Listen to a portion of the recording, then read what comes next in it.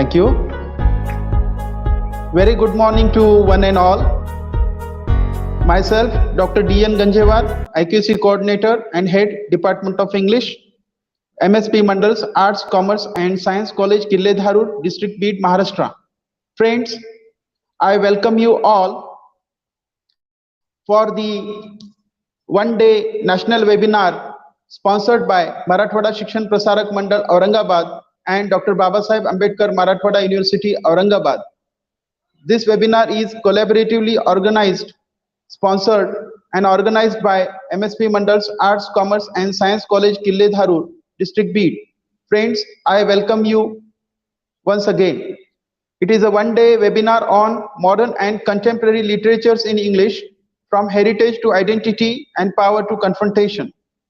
At the inaugural session, the president of this webinar is Honorable Principal Dr. Shivdas Shirsath sir. I request you, let me give the permission to start the webinar of inaugural session. Thank you, sir. Friends, owing to our patrons, Honorable Sri Prakash, ex-State Minister and MLA and President, Marathwada Shikshan Prasarak Mandal, Aurangabad. Honorable Sri Satish Bhau Chauhan, MLC and Secretary, MSP Mandal, Aurangabad. Honorable Sri Jaisingh Bhaiya Solunke, Chief Member, College Development Committee, ACS College, Kille, Dharur. All the dignitaries of the College Development Council, Sri Lobhaji Chauhan, Member, CDC, ACS College, Dharur. Honorable Sri Ajay Singh Dikhat, Member, CDC, ACS College, Dharur.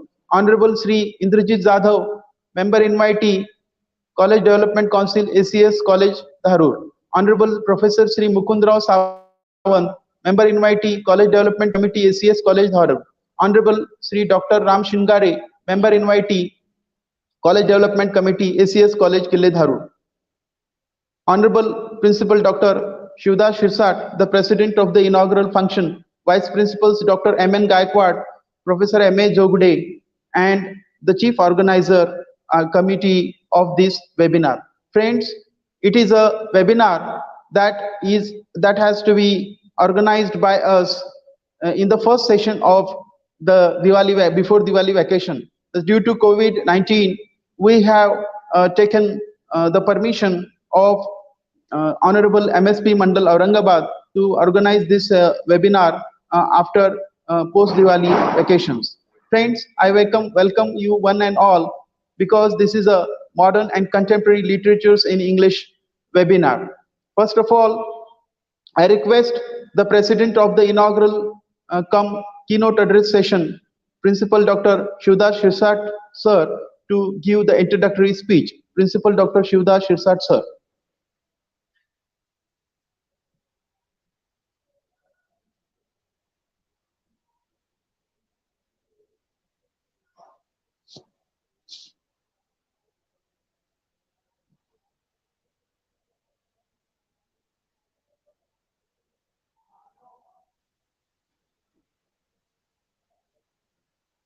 Principal Dr. Shivdas Shirsath sir. Over to Principal Dr. Shivdas Shirsath sir.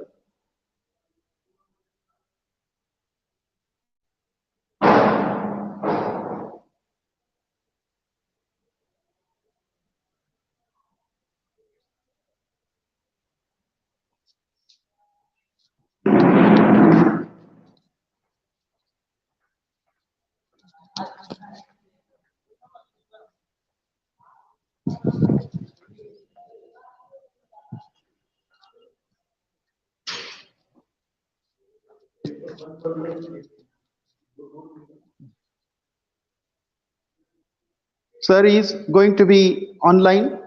He will definitely come within a minute. So friends, I take this opportunity to welcome all the delegates, participants and resource persons, especially Professor Charles Joseph, Professor Deepak Nair, and all the resource Professor Dr. Mrudula ma'am and Professor Nitonde. Friends, it is a great opportunity for us that our college is going to organize this webinar organized by Department of English. I think Principal Dr. Shirsath is live now. I request Principal Dr. Shirsath to give the introductory speech. Okay. Thank you, sir. Good morning, all of. I, Principal Dr. Shirsath, welcome you all up on behalf of MSP Mandal's Arts, Commerce, Science College, Kille, Dharur. First of all, I salute the sacred memory of late Vinayak Rao Patil, late Ramravji Aurangabad, and late Sundaravji Solanke, founder of Marathwada Shikshan Prasarak Mandal, Aurangabad. Today, I am very happy because this is national webinar of our college. I am grateful to Honorable MLA Sri Prakash Dada Solanke, President Marathwada Shikshan Prasarak Mandal, Honorable MLC Sri Satish Bhau Chauhan, General Secretary, Marathwada Shikshan Prasarak Mandal, Honorable Sri Jaising Bhaiya Solanke, Honorable Sri Lobaji Chauhan, Honorable Ajay Singh Dikkat, Honorable Sri Mukund Sawant, Honorable Dr. Ram Singare, Honorable Sri Indrajit Jadhav, the office bearers of all organizations have given their best wishes for this webinar. The keynote address of this webinar, Professor Dr. Charles Joseph, Terry College, Mysore. Resource persons, Professor Dr. Deepak Nair, Samadhiya College of Arts and Commerce, Bhiwandi, Thane, Mumbai. Dr. Mridula Sharma, Meherchand Mahajan, DAV College for Women, Chandigarh. I welcome to the faculties of different colleges who are participate in the webinar. I give best wishes to the convener of this webinar, Dr. D.N. Ganjewar, Vice Principal Dr. Milind Gaikwad, Professor Mahadev Jogde, and also handling the technical side of this webinar, Mr. Abhijit Munde and Professor Ananta Gade.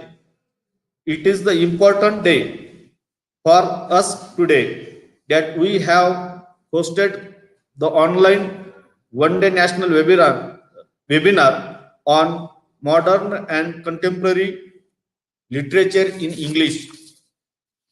The modern and contemporary or new literature in English are not that new altogether. They have emerged from process of colonization that transformed large tracts of the world from the late 15th century onwards. And some of them can trace their beginning to the 19th or even late 18th century, when English, Irish, or Scottish settlers in the Caribbean, Canada, or South Africa first began to create an overseas literature, and enslaved or colonized people first began to reflect on their current situation and future perspective, utilizing the medium of that was them, the colonizer tongues. Other literature in English are indeed new, sometimes starkly so, as distinct literary fields. West African literature in English unearthed in the 1950s, East African literature in English in the 1960s, indigenous writing in Canada Australia and New Zealand in the 1970s, and Black and Asian British literature in the 1980s, while a new literature usually refer to modern experiments in style, narrative techniques, linguistic experimentation, etc. As Faulkner, Joyce, and existential writers and similar literature, certain thematic trends can be discerned as well reflected in the narrative and linguistic experimentation.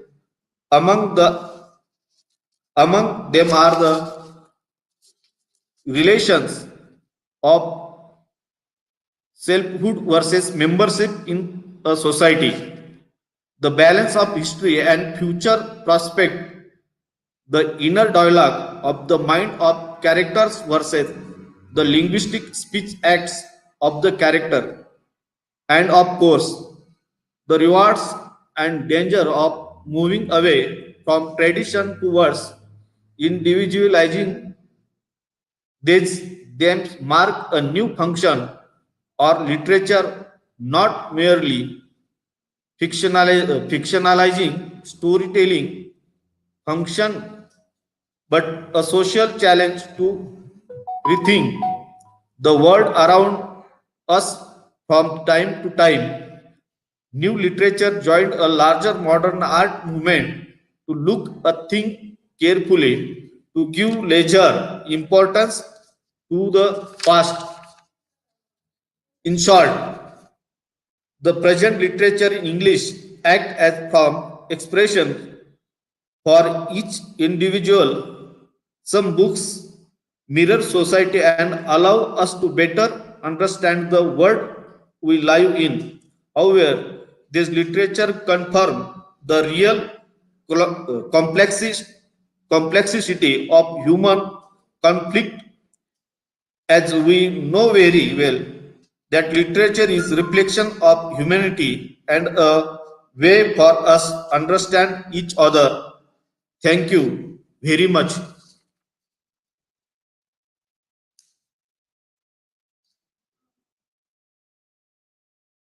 Thank you for your inspirational speech. So friends, without making any more delay, let me first of all introduce to you to the keynote addresser. The keynote addresser for today's session is Professor Dr. Charles Joseph. He is a renowned literati and head postgraduate Department of English, Teresian College, Mysore, Karnataka. Friends, sir has been well connected with our institution for the last decade. May I now introduce Professor Charles Joseph as one of the best pioneers of modernism who has contributed a lot to literatures in English. Friends, without making any more delay, let me tell you the topic of the keynote address, that is a sneak into facets of modernism. So I request Professor Dr. Charles Joseph to have the keynote address to our delegates. Professor Charles Joseph. Good morning, sir. Thank you very much for the opportunity. Am I audible? Yes, sir. Yeah.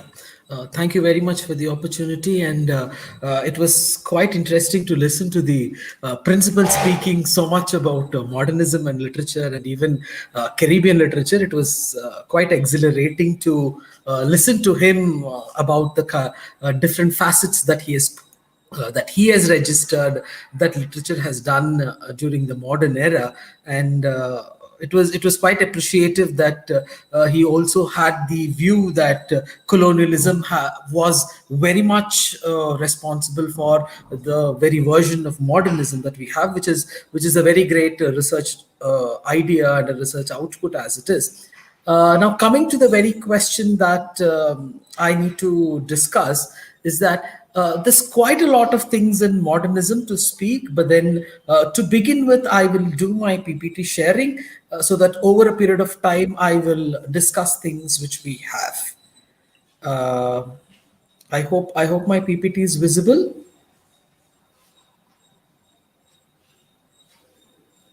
Yes. Yes, sir. Yes, sir. Okay. Okay. Now, there's a very interesting, rather I should say, there's a very reflective and a very integrated term when we use the word modernism. Modernism is a term that we people have to understand when it comes to the very question of what the very concept is all about, what the very picture here is all about, and the very concept of modernism determines the way how certain things have happened without our knowledge and certain things with our knowledge. So to begin with, I have made it a point to share the theory of modernism, particularly when I'm speaking here about the features of it, how did it influence, what are the different influences that it had on not only on literature but even on many things other than that. And apart from all these things, what actually were the reflections related to that is what is something that I have here with me. So to begin with, uh, this is the very basis of modernism. It's a movement which basically started as an international. Why do I call it international as a movement? Is because it is something which affected and influenced many things around the world.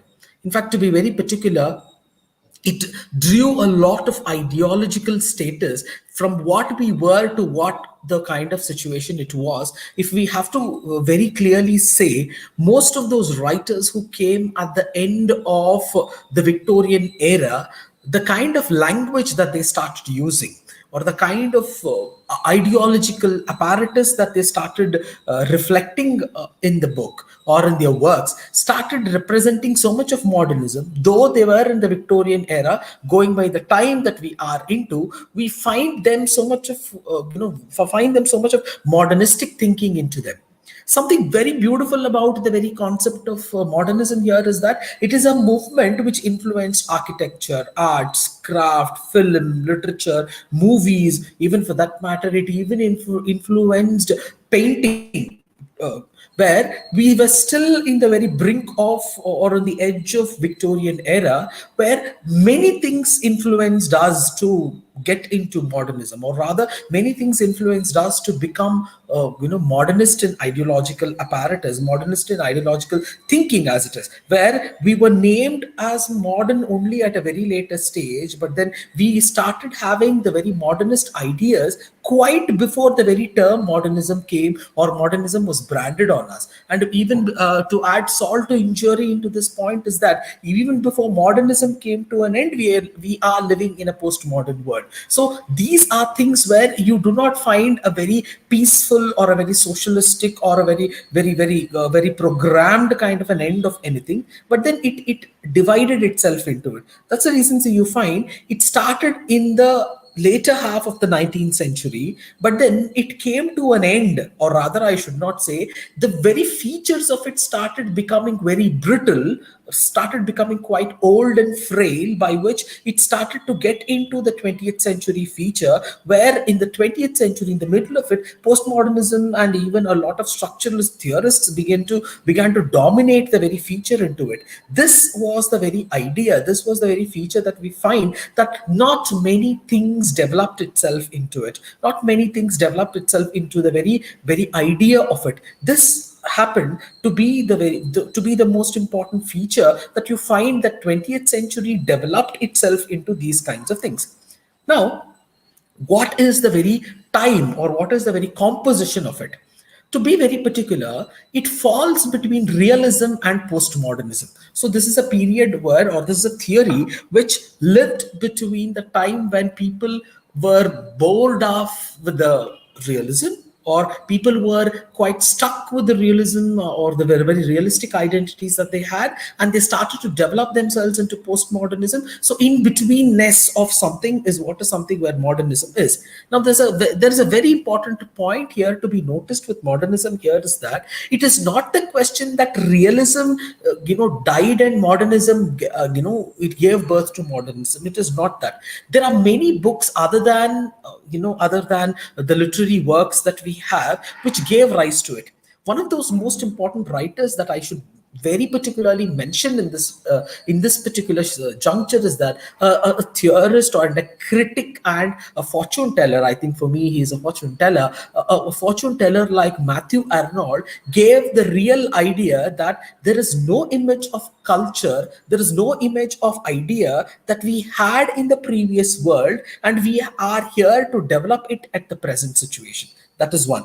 The second instance is that he also made it a point to divide the culture between the low culture and the high culture. And apart from that, there was the kind of society that we lived in, which gave a very watertight compartment. Apart from Arnold, another very important person who, a writer who gave a humorous amount, or rather I should say a humongous amount of influence on the term or the tenure becoming modernist, is that somebody like Thomas Hardy, where Hardy's novels have so much of experimentation on the psychological relationships between human beings, or psychological relationships between the so-called thinking. It is so much that you cannot make it a point to share anything at any point of time. You cannot make a point to share it as a point to saying that can these kinds of relationships also exist, can these kinds of features also become a part of something which is not there into this feature.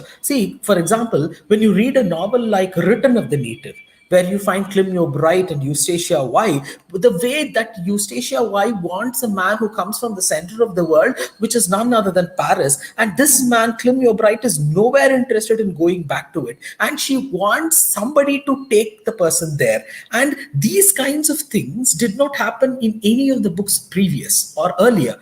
And another book of Hardy, to be very particular to speak about, you find a book like Hardy's, for that matter, Jude the Obscure, where in Jude also you find something so prominent, you find something so so very realistic into that image, that you do not find the very picture of the realism where this girl, Susanna, this girl Susan is not in a situation to get into anything very particular. She's not in a situation to find the relationship anything. Should she go to somebody like Phillotson, or should she stay back with Jude, or should she go with her ambition? These are the features which gave rise there. And for a greater extent, the women that are present here in any of the novels of Hardy are between the point that they do not blur the lines, that they are fighting against feminism or they are fighting against themselves. They do not make it a point to make it so very particular and comparative that their fight is something which is against the social realism. They do not make it a point to say that. It is because of that reason that most of the institutions that you have in the world were destroyed during the time when Hardy's Jude was written. It is because of that reason, even today, if you make a point to buy a Rupa Classics version of Jude the Obscure book, the very cover page, the very first page of the preface, you find it said that the Bishop of Canterbury, the Archbishop of Canterbury, made it a point to burn the books of Jude right in the circle where he said that this book is destroying the entire culture. This book is destroying the entire social realism which we find it into this place. This is what is something that we find it in this reality, where you find it ranges so much of movement, it gave rise to so much of movement that people made a point to analyze themselves, or rather I should say people made a point to speak about so many things, so many futuristic identities, that they never made a point to come out of anything where people did not have the mindset to accept anything. People do not have the mindset to say that, yes, this is what is the way how things have been happening. This is the way how things have been, reflecting on itself. This is what is something which you do not find it happening here into this movement of things that we have. Now, apart from that, this is the most important definition, I should say, or rather, where you call it the faith line, or the war cry of modernism. If I have to put it in the modern boys' terms, I have to say this is a transformation or modernization as an image happened when you have a transformation of culture and society, which emerged because of embracing a combination of new ways of thinking and new technology. So you have a new way of thinking, you have a new way of identity, you have a new way of technology. When the society embraced that, there's a new form of theoretical feature that it gave rise to. I should say we people in humanities, particularly people who study literature, are people who are so very interested into it. We had the rise of medical humanities as a stream. We had a rise of gender studies as a stream. We had a rise of the social realistic or the scientific humanities as a stream, which was rising into it. And we lived in a world where post-humanism features or post-humanism theories were giving rise so much into it that we cannot still remain or keep ourselves limited to the modernist, to limited to the theories that we have. We had to adopt a scientific, commercial, social media studies and theories into it, by which when we started to adopt all these features and we began to adopt all these features, COVID was something which gave a break to us, where all of us who have taken literature as a stream for our lifestyle, literature as a stream for the life that we are leading, is leading us to a particular picture, is leading us to a particular sociological image, that we cannot make a point. We cannot make a point to understand the very realistic element that says that we are still into that feature. We have to adopt scientific ways, we have to adopt commercial identities, we have to adopt something which is on rocket science, so that, and we integrate it into literature. And COVID brought a still stun to humanities, particularly, that we cannot make a point to think about something which is at a very leisured feature, which is at a very leisured idea. This is the most important feature that you find in the book. This is the most important feature that you find into the book, where anything that you discover, anything that you find in post-humanism today is something which was almost like foreseeing. It was, post-humanism was almost like Tiresias for us. It came and gave us a sign that humanities and modernism has to be accepted, and postmodernism has to be accepted and gone to the next level, before COVID told us that everything is going to stop. This is what is something that you find, where when this happened, modernism also happened. Please understand, unlike the way when we had modernism, science, technology, new thinking, new ways of identity, scientific approach of things, all these started happening through Darwin, through Hardy, through Sigmund Freud, through Lacan, through so many other theorists. And even we had a host of migrant writers also who started coming to England. So at this point of time, when we find something so beautifully emerging into, we had the break of the First World War, where people had to accept that this is the modern world. Don't you think 100 years from then, it is the same kind of a situation which is happening, where we are still, we were lingering, we were thinking, we were dragging our legs lazy into it, and we have this very image into it. See here, it is a reaction to modernization, a means by which a particular society can absorb the shocks that rapid and radical change can cause. It is it is a process by which a society, at a rapid or a radical cause, is making it a point to absorb the shocks that we are getting into. See, to be very, very, very particular, the world which at one point of time used to mourn and cry and announce for 7 days of mourning or 10 days of mourning when somebody great and big died, we have people who are dying so many hundreds and lakhs in numbers. We do not have time to stop and think and cry and weep and mourn and go to the next person, because by the time you are doing all these things, you might be the next person going to the next round, because you do not have time to think about anybody else. Where it is not that you have to be inhuman in the present contemporary world because of the kind of things you have, but we are here into a change where it is a natural phenomenon, it is a natural feature. We need to accept that and we need to go on.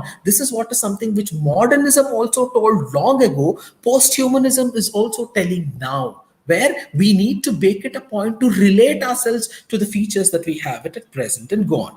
Now, he gives, I've given something very simple as it is, which says that modernism and postmodernity, or modernity and postmodernity as it is.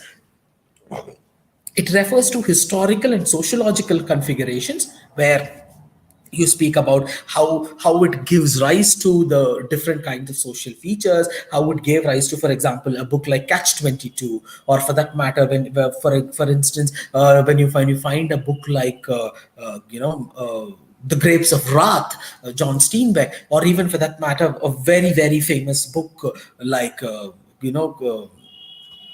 Gravity's Rainbow. All these are things which have those configurations which are very particularly found. Let me tell you something. One of those modernists that we have objected and put the person close to the garbage, or rather I should say into the garbage almost, is a writer like Charlotte Gilman Perkins, who's written a very beautiful essay, I should say, a very beautiful short story like The Yellow Wallpaper, or even for that matter, when you read her book called Herland, her novel, which is actually a novella, the size of the book, but then the content of it is so much. Nobody makes a point to read her unless and until gender studies came almost in 1970s. Or, thanks to Judith Butler, she made a point to give rise to so many thinking, so many different kinds of thinking, that it adopted itself into such kind of features that we have. And then it had cultural and epistemological concepts, where you find the best example I can give that is a poem like Toland Man,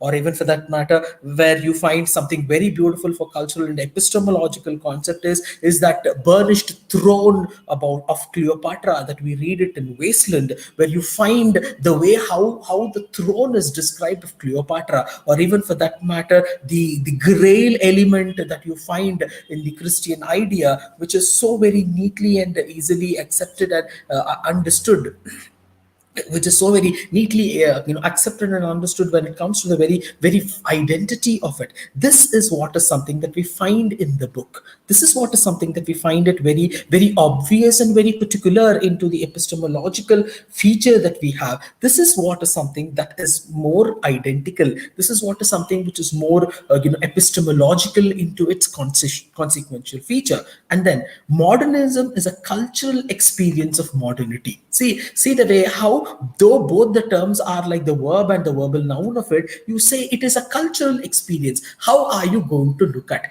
Please remember, it influenced architecture, painting, art, everything, that we rarely find whether we should go back to the realistic feature that we had, or should we go back to the feature instances that we have. Thanks to a book like Origin of Species by Darwin, where he makes it a point to write a very important cultural identity, where he says that do not go to the church to find the very feature that all of us were born out of Adam and Eve.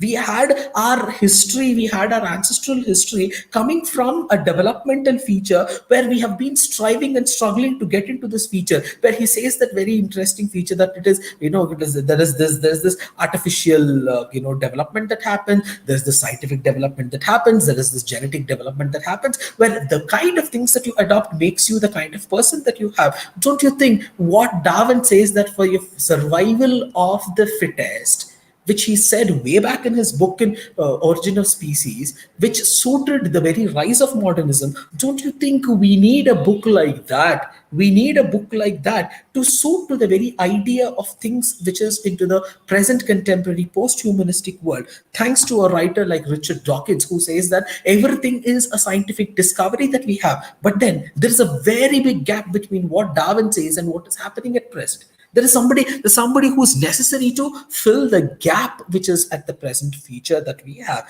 This is what is something that you find it here.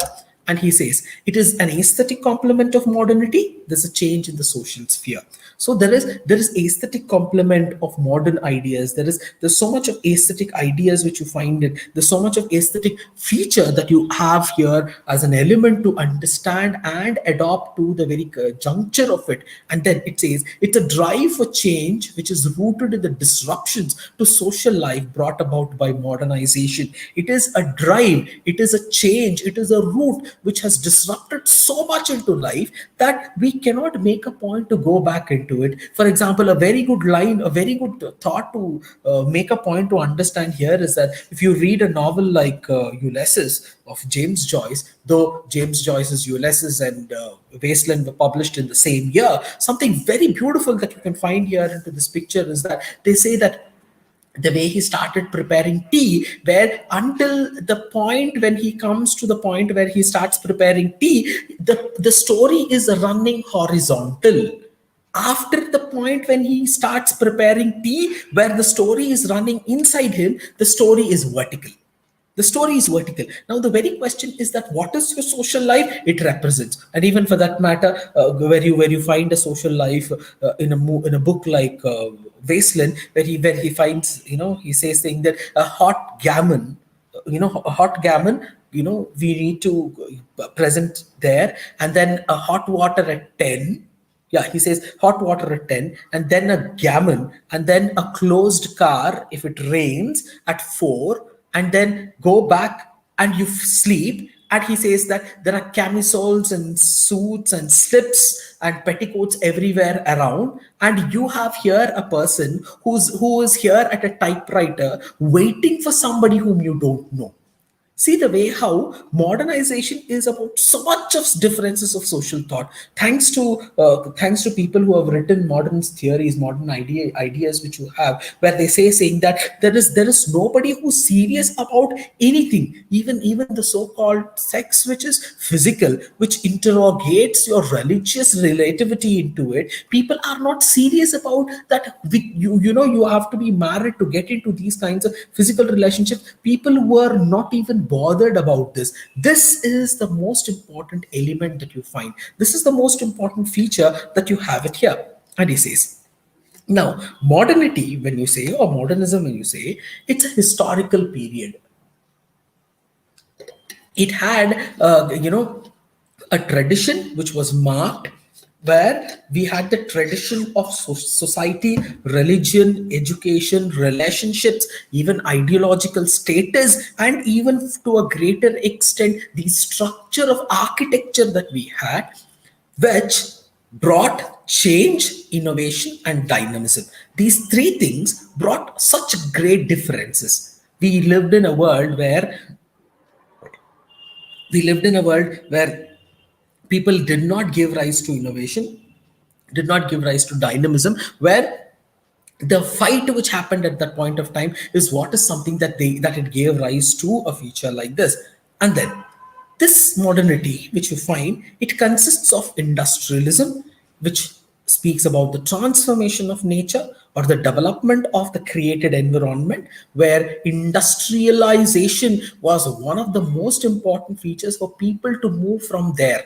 Now you should ask me a question. Sir, what don't you think you are drawing lines of industrialization or industrialism of this, and even the industrialism that you find in what is represented in the works of William Blake? Because there also you have the representation of the city and the village life, the urban and the rural life, which you find, where you find the innocence and the experience, which is very formidably divided itself into what is village and what is city. This is what is something that you find repeatedly happening after a path-breaking book.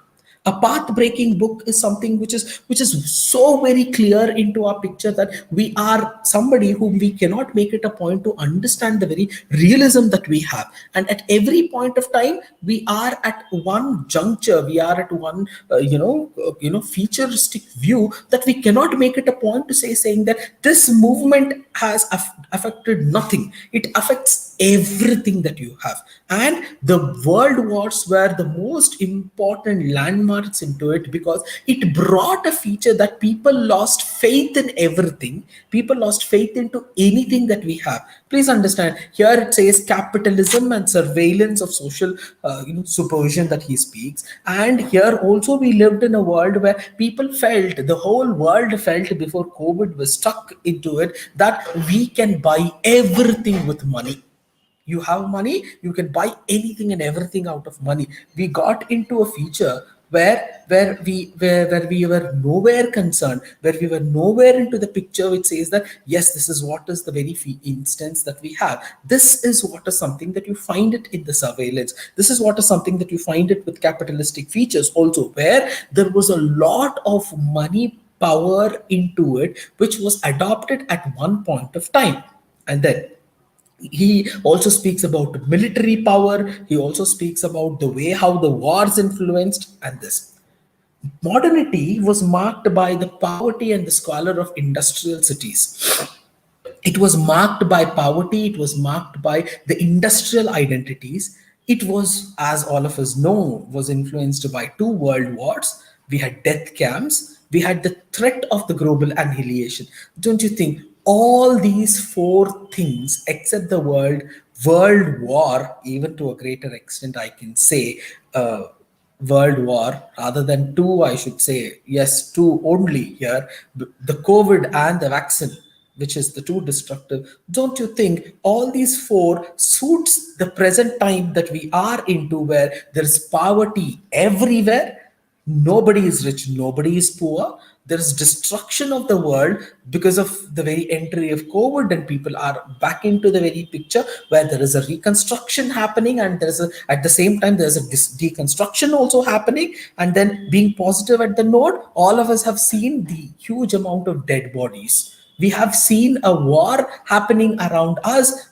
We have seen the war happening inside us. But then the very feature is that death is around us. You can also be a victim of that, provided your immunity is not good. Here also, you can also be a person of death, provided you are not somebody who is safe from the place where the war is. So this is something which you find it. And the global annihilation, we people need, I think I may need another 2 hours to finish only global annihilation. See the way, so some examples to give you is, this is the way how people have made it a point to speak about how certain things started to happen at the end, where everybody was there into every place. See, this was a time, I should say, this was a time when globalism began to adopt itself into a feature. Now, when I say globalism, globalism had, see, I'll show you some influencing features. See the way how the very interior of a railway station is designed. See the intricacies of it. See the way how people have designed to it to show, saying that how exactly modernist feature happens. To understand this, you need to read Ezra Pound's very famous poem called "In the Station of Metro," where you find something so beautifully written. It is just 13 words poem, where it speaks about what apparition of these faces with wet black bows, which means to say that everyone is like a ghost. They come and they go, and there is nobody who looks at the other person, which means you are a person who's into a metro. You do not know what is happening around you. This is the very point of feature that you have. And then see the way how the very modernist architectural feature that you find it very competently being existent. And then see the kind of bridges that you find. All these are influences of the way how people began to make or bring in modernist ideas into it, modernist features into it. Now this, when I see this, I am reminded of something which is of a very important person who defined what is globalism. Globalism, when I say globalism, is a definition, or rather it is everything is everywhere, where you find, if you want to show what is globalism, there are three things which brought great revolution into this world. One is discovery of electricity, the other one is the discovery of internet, and the other one is the discovery of computers, or rather the other way around, the discovery of computers and the discovery of internet. These three things brought such great revolutions, probably what we were for centuries and millions of years. We are here into a feature where we adopted, or rather moved from those things which were not at that point of time, to such a feature that we have adopted to things which are into a completely different and an unidentical feature. This is what is something that you find. And now, to define what is globalism, globalism is something which you find it very, very, very obvious in existence. I will give you something which all of us know, so that we understand what is the very feature of globalism. See, globalism is, I will give you a definition.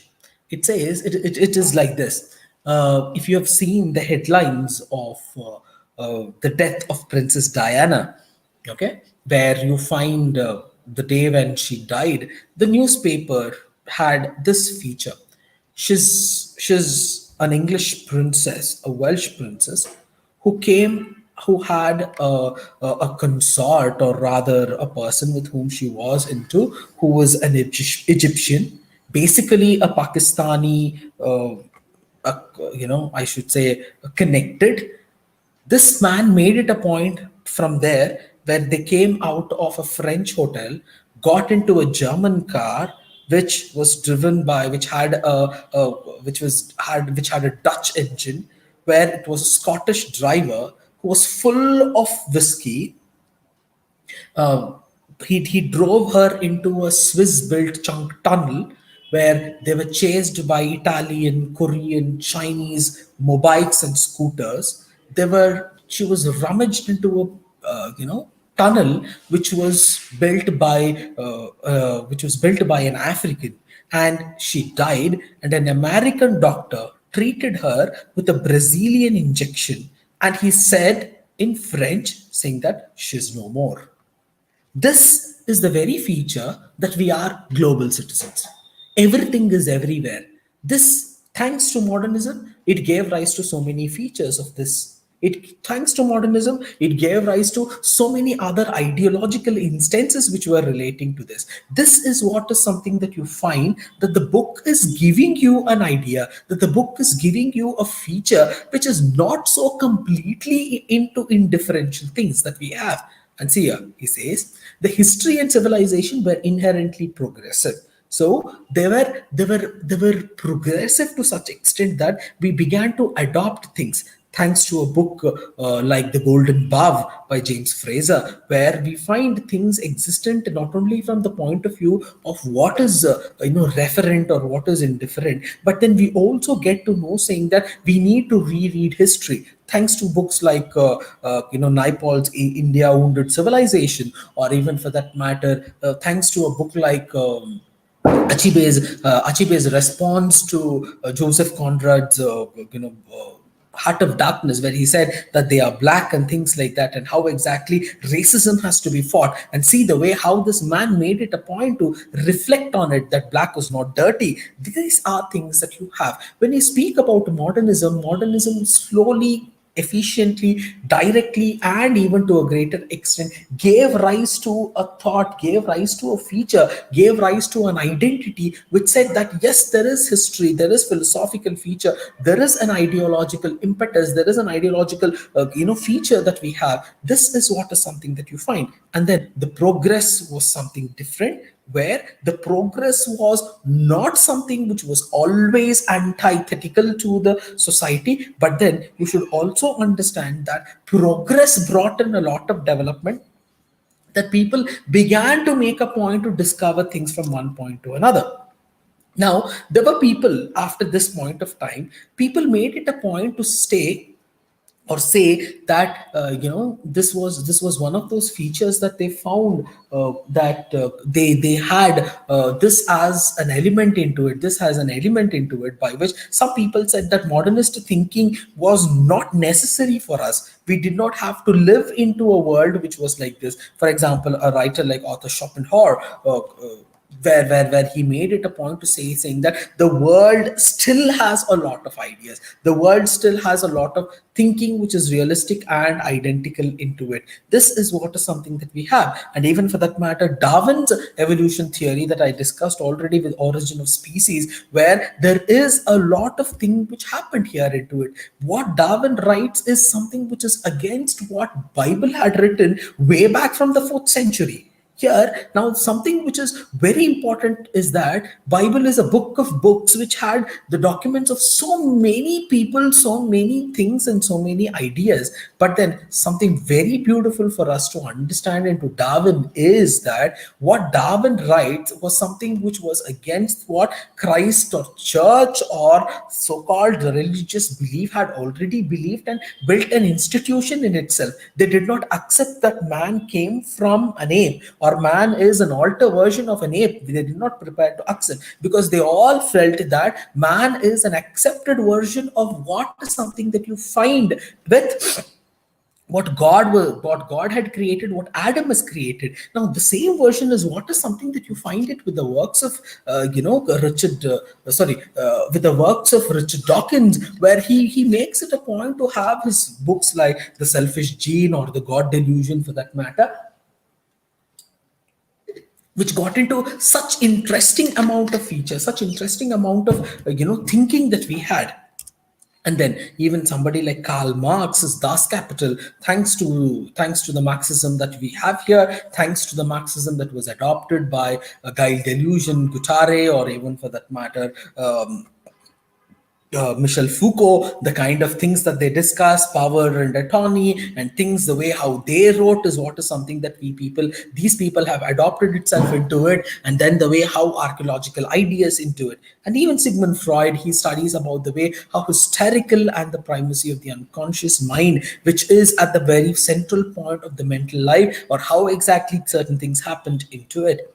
Now, even somebody very nice that you find is Friedrich Nietzsche. Somebody whom you cannot forget is Friedrich Nietzsche, because without Friedrich Nietzsche, you cannot make a point to understand what is Derrida, because Derrida's very famous essay, speech, which turned into an essay called Structure, Sign and Play, is something which has a reference of this, where he makes it a point, quote from Levi-Strauss's very famous book called The Raw and the Cooked. This is what is something that you find it here into it. And even for that matter, a book like Henry Bergson's, which differences between signs, the clock time and the directive subjective time and the experience of time, which you find. A very good example for this would be Martin Heidegger's Time and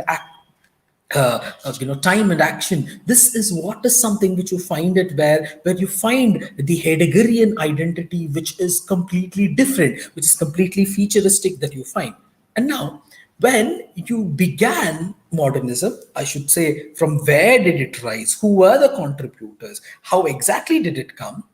A historian like William Everdell, he started to say that there is this development which is happening in the 1870s itself, where he said modernism in the 1870s had an influence, had an identity, had a logical feature into it. The second instance is that it is an element of Greenberg. It's an element where an art critic like Clement Greenberg made it at the beginning or in the middle of the 19th century in France, which means to say that everybody noticed that there is innovation that is happening. Everybody noticed that there is a facet of it happening. But what is more important is that we adopted into literature, but then we did not present it so, because Victorian society did not have a Victorian compromise. The very Victorian compromise started with the works of Hardy, where they wanted it to be adopted. Please understand, for a great writer like Hardy, who wrote novels like Tests of the D'Urbervilles, or for that matter, for that instance, a novel like Woodlanders, he made it a point to stop writing his novels, and he started to write poetry after that. See the way how somebody is influenced so much that they cannot adopt into it, which means to say, whether it is history or whether it is visual art or whether it is music or whether it is architecture, it did not influence so much, unlike the way we had somebody writing in it, somebody making it a point of writing in it. Even today, we are into a world which says that, where people make it a point of having things around everywhere in the world, but it does not influence them. But then when somebody puts a post on Twitter, when somebody makes it a point of declaration on Facebook, or somebody makes it a point of putting a comic or a meme, or even for that matter a jerd, a kind of a feature, or even for that matter a kind of the comic features that you find it on Instagram, you find it more happening, more discussive, more futuristic, more adoptive into anything that we have. Which means to say, literature today is leveled at a point of time where we need to adopt certain features, which is not that easily possible. And here, see Baudelaire's books, or even for that matter, Edouard Manet in painting, or Flaubert's picture. Anyone who has read Flaubert will certainly make it a point to understand that Flaubert is a great writer. Flaubert is a great a theorist, a presenter of art, as someone who is making it a point to say who can forget a character like Madame Bovary, for that matter, or even for that matter, who can forget the loyalty that Charles Bovary had, that he never made it a point to understand that women can also be somebody who can go to another person if they are not happy with someone, but then he did not believe it at any point of time. This is what is something which you find it where Flaubert had written, but then people never made it a point to get itself into it. And then this is what is something which you find very, very beautiful. If you people find time, please do make it a point to read these Stuart's Divisionism, and even for that matter, a Sunday Afternoon on the Island of La Grande Jatte, which is even more beautiful. For example, a book like my mind is not stopping me to without referring to this book. A sequel book of Jane Eyre is White Sargasso Sea, where you find something so beautifully written, something so beautifully represented, where what is the character of this girl? Can it be a possibility of the way how you find it that is represented? Is it possible for somebody to be in a situation like this? Is it possible for somebody to be into a world of representations like this? This is what is something that he is making it a point to understand here. See the way how see one very good example is that everybody is here. We find people of every other range and category and feature, but then nobody is bothered about no one. Everyone is modern in their outlook. See the kind of dress that each one is wearing. See the way how each one is thinking of themselves. See each one's body language. See each one's lifestyle that you have. This picture is something which you can relate it so easily and nice to the very lines that you get in Wasteland, which is called "Sweet Thames, run softly till I end my song." Though the line is borrowed from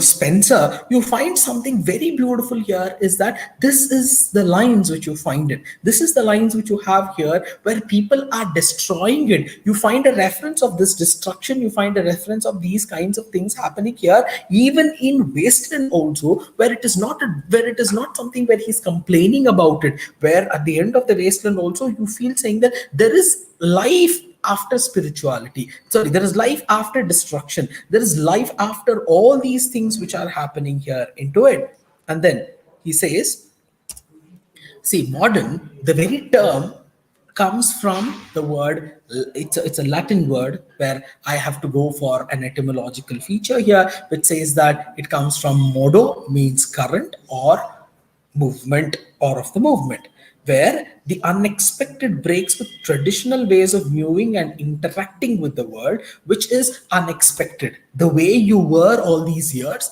the kind of things that were happening to you, you are nowhere into this picture, you are nowhere into the way how it is, but then at present, you are making it a point to understand the very idea of it.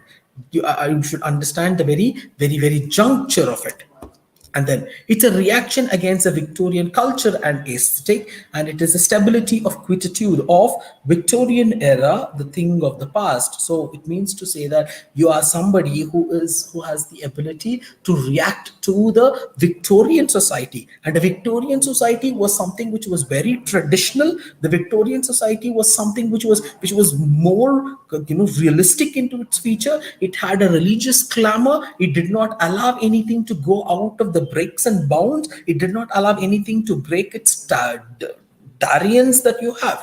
And then the characteristics that you find here is that it experiments, it individualizes, and apart from that, there is a preoccupation of the inner self and the consciousness. So, which means to say there is architecture, there is literature, and there is psychological perception that you find, where people made it a point to get into the very feature that you have, where experimentations were done. Now, the modernist, he does not make a point to care for nature, being, or the overarching structures of history.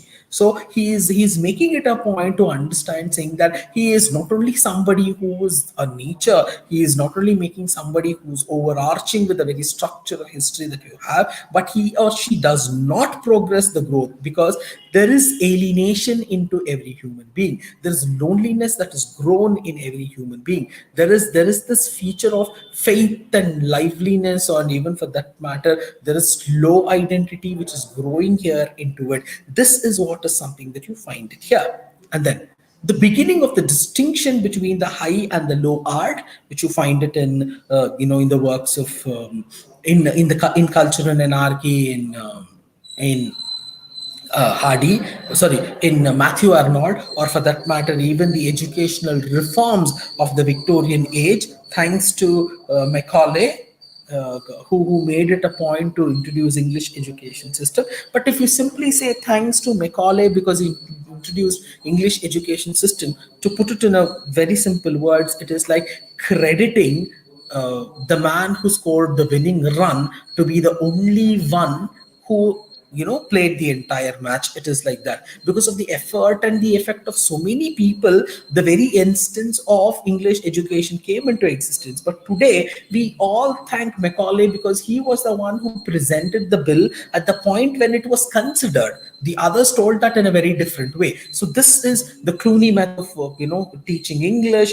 which we are following it even today, thanks to Corona at this point of time, where because of which online education has come, where what we are going to teach, what we are going to speak, what we are going to learn has been completely different. The way how we had seen the teachers all these years has been completely different from the way how we show ourselves too. And even for that matter, the way how we treated the students is completely different from the way probably we are treating it now. So this is what something that we find it on another version, where there was greater demand for literature during the Victorian era, where people made it a point to understand, saying that yes, this is the way how the world is into, this is the way how the world is presenting itself into. This is what is something that you have it here. And then the press supplied the demands, where there were quite a lot of printing press that started. People began to publish books. There were so many things that were presented, and there were so many things that people started to get the books in their hands, and each one had a copy with them, and they started to read and write and understand things that they had.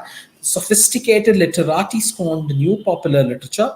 The real artists found themselves in a state of alienation from the mainstream society, which means the real artist here is somebody who represented the way how the society was, the way how the social element was.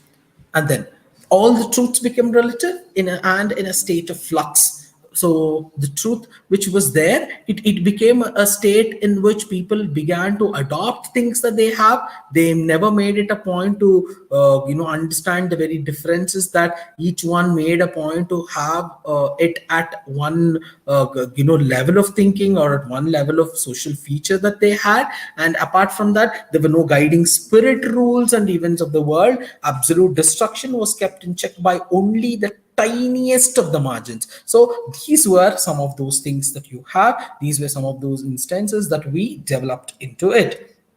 Now, these are a range of movements that developed at this period, where it found like abstractionism, avant-garde, construction, cubism, Dadaism, futurism, situationism, symbolism, expressionism, imagism, surrealism, even vorticism. So these are some of those movements that you had. For each one, there was a school that started, and Ezra Pound and Eliot were somebody who were most often influencing most of this, because they soiled their hands into everything possible, and a reflection of that is something which you can see in most of the books that they have written. So this is what is something that they found. So now when you find an exponent like Ezra Pound, who wrote cantos, or that matter, for example, T. Hume, who wanted poetry to concentrate entirely upon that thing itself, which means the thing itself, which is you do not concentrate on anything else.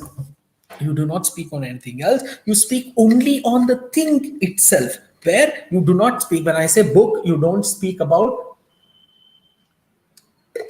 the pages of the book. You just speak that the book has four dimensions, it has color and things like that. So this is the thing itself concept. It's beautiful to teach Hume to students, but then sometimes it becomes difficult because the discussion goes on for a longer time, and the minimalist language and the way how everything was direct. People never made it a point to saying that we will live by this, or there was no circumlocutory feature into it, but then it was quite direct.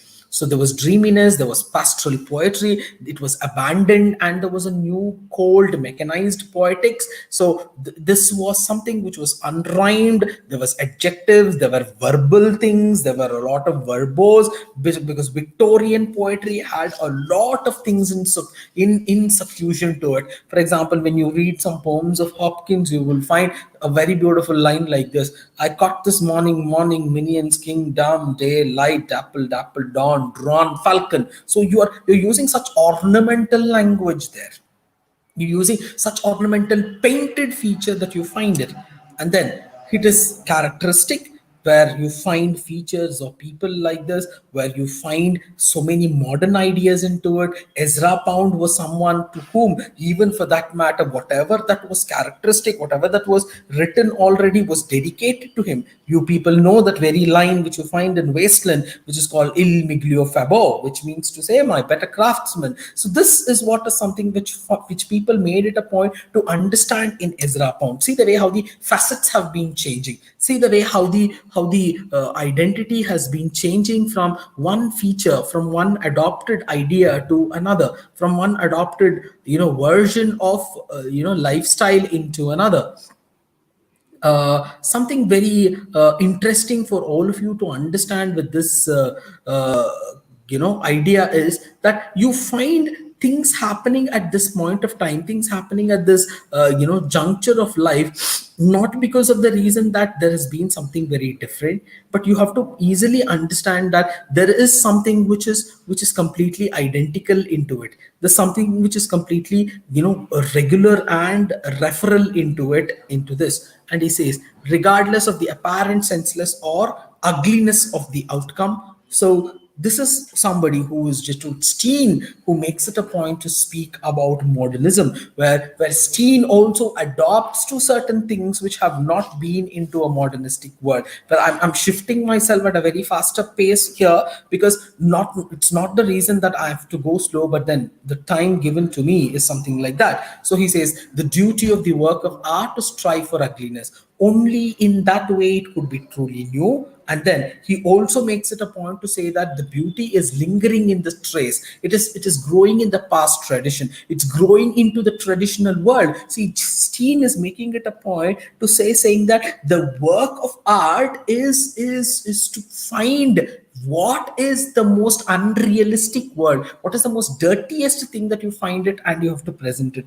One very beautiful, because it's a college from Maharashtra, I think I should make a point to say this here. You find a book like Akhar Mashi by Sharan Kumar Limbade, his biography. That is one of the best books I have ever taught, I should say, because Akhar Mashi is one book where you find such realistic element. The realism here there is not that they are showing what they had with them in their life. The realism that they had is to show how the society as it is had treated them, how the society was reciprocating to them, is what is something that you find it very much very much present into those books. And those books have never been into something where you find anything which is outmodish into this world. And even thanks to writers like the Indian trio that we had, like R.K. Narayan, or even for that matter Raja Rao, or even for that matter Mulk Raj Anand, where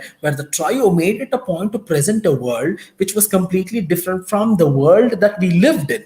We lived in a world which was completely different.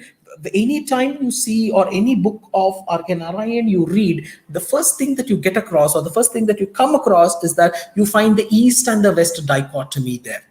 Which means to say, by the time R.K. Narayan began to write, world had got so much into modernism that we had accepted a parallel image of it. Accepting modernity completely was something to an extent that it found its representation into it. You will find an English character in any book. Think, for example, a character like Marco in Guide, or for that matter a character like, or the name that we can give to the relationship between Rosie and Raju in Guide, or even for that matter Valen and the girl in Painter of Science. These are things which you find it very simplistic into its feature. These are very simplistic into the kind of things that we have. Or even for that matter, when you read a book like Wole Soyinka's Lion and the Jewel, the kind of attitude that that girl had, and even for that matter the way how Lakunle presents himself, is not what is something which you have. Siddhi is somebody whom you cannot blame it at any point of time and saying that what you're doing is wrong, what you're doing is at a different pace. This is something which you find it here. Coming to the eternally glorious Eliot. Eliot is somebody who draws illusion, he's intellectual, he's ironic, and his mode of poetry is something which is completely different from the way how others write. For example, when you take up a poem like Love Song of Alfred J. Prufrock, which begins with such a beautiful line, which says that let us go, you and I, like the patient, either like the sun is setting, the sun in the evening is like the way how both of us are like the patient etherized upon a table. See the comparison that he is using. The sun and the sky is compared to the patient and the table. So he's not only making it a point of drawing comparison, but he's also making it intellectual to understand. And then the plight of the modern man is so easily comparable to the plight of Prufrock, where he goes to a place where women are talking about Michelangelo the great painter, or the mermaids are singing the song, but there is nobody speaking about him. There is nobody speaking about, even the mermaids are not singing anything about him. This is the indirectional feature that you find it here. And he says it looked backwards, it looks for the inspiration, but not nostalgic or romantic about the past. It looks about the past, it gives a reference right from Brihadaranyaka Upanishads in Wasteland. You find a reference of Christ's death. You find the Gethsemane episode in Wasteland, but then you do not draw inspiration from that, but then it is just a cross reference, which means to say there is no nostalgia about it, there's no romantic idea about it. It is just a reference where you find an inspiration about it, unlike the way the poem begins, April is the cruelest month, where you're referring to Chaucer not because you like Chaucer, but because you find something very beautiful about the very existence of it. And then he says, poetic voices sound like very colloquial, but secondary meanings are found. So language is so very simple, but then there is a secondary meaning into it. For example, you find those lines, those were pearls that were his eyes in Wasteland, or even for that matter, even in a poem like Journey of the Magi, you will find the reference, the silken sherbet girls who were bringing who were bringing sherbet to our summer palaces. We had great time of it. There was death and there was birth, and there was birth in death. This is what is something that you find it with Eliot more often represented, but there is a secondary meaning into it, which means to say, going in search of Christ, those three people who went in search of a birth of a person underwent death. So this is what is something which you find something very prominent into the book that we share. And then when it comes to the very country from which he comes, he speaks about, or there are people like Steen and Hemingway and Scott, where somebody like Hemingway is Old Man and the Sea, which is a philosophical and a phenomenal book, has given rise to such great books in Canadian literature. For example, when you read a book like God is Not a Fish Inspector by Val Gardson, he finds his inspiration drawn from Hemingway, or even for that matter, a writer like Steinbeck also finds his inspiration drawn from Shakespeare and Hemingway, but they do not write something which is there. They write something which is very particular and sensational. They speak about a lost generation. a generation which lost because of the war, a generation which lost because of the social situation, and turning the mind's eye in inward, attempting to record the workings of it. This is something which you find it very compunctional into it, something very compunctional into the very feature.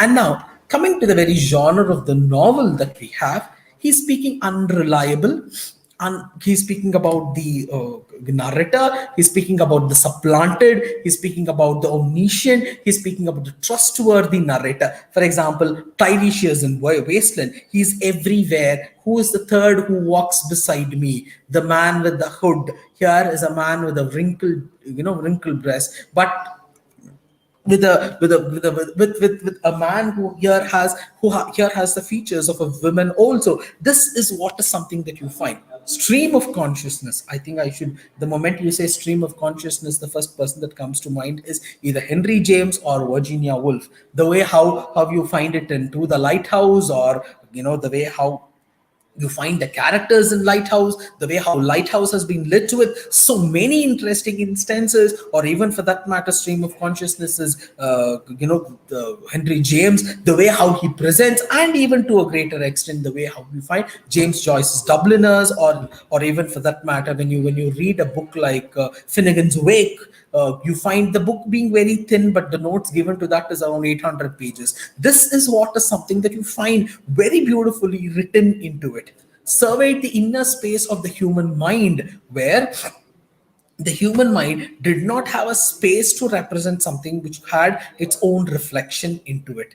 Where the first thing is that they experimented with the genre and the form. The genre was something where people started to write in free verse, people started to write in language which was both like poetry or like prose. People made a point to understand the very reflection of it. And then the self-consciousness and irony concerning literary and social conventions. It had realistic fiction, it had Freud's idea, it had the consciousness and the sexual repression that you had. See the way how Freud is here into it. Freud is here so very deeper into it in any character. For example, the young man carbuncular in Wasteland, or for that matter, Miss Stetson, which you find, or for that matter, the lady who was Belladonna, who was making it a point to say the kind of things that you find, or for that matter Philomel, or even Cleopatra that you have. Everybody made a point to represent something which was completely different into it. And then these are some of those features which you find apart from then, which says there was classical and mythical forms refashioned, or it was made new, or there was allusion which had symbolic references. There was self-consciousness and intertextuality. There was references from one text to another. There was reference from one book to another. There was reference, even for that matter, from one language to another. You will find, this is the Irish girl in Wasteland, or even for that matter, Michelangelo's reference in Prufrock, or even for that matter, the reference of the Irishmen in Ulysses. These are things that you find, or even for that matter, the isolation, the eccentricity, the pessimism, and the reaction against the formal limits of realism, and the optimism of the Victorian era, where you are reacting against the limits of the society. You're reacting against the limitations of the way how realistic optimism in the society began. So it suggests change. There is uncertainty. There is a risk. There is guidance. There is modernism. There is risk culture.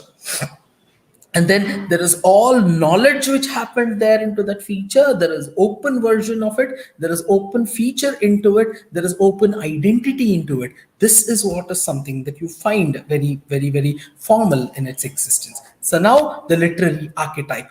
So first he wanted to make himself the way how the character here had it. And then the dilemma of the modern development. There was the interplay of the creation and destruction. People made it a point to play within himself, play within the very concern of the social image that you had. And then there was a project where your identity determined completely on the way how a project was established, of the way how certain things were told and understood. And the identity which you have here was not fixed, but it was created, and it was built on something which you already have. For example, Hamlet was an identity which was already there, and a character like Prufrock was built on him. Similarly is with the feature that you find. And here you find Baudelaire's flaneur, which means a stroller, where you find these characters being representing so much about it. And you find the walking, the anonymous spaces of the modern city. You find people moving from one place to another, people moving from one image of one identity to another. You find this William Empson's seven types of ambiguity. These are things which you find it so very beautiful. Birtsley and Brinsley's books, we are so very fashionable into these kinds of things, that you do not make it a point to present there. And even experiencing the complexity, the disturbances, the confusions, the streets with their shops, the displays, the images, and the variety of persons that we had is what is something that we share it here.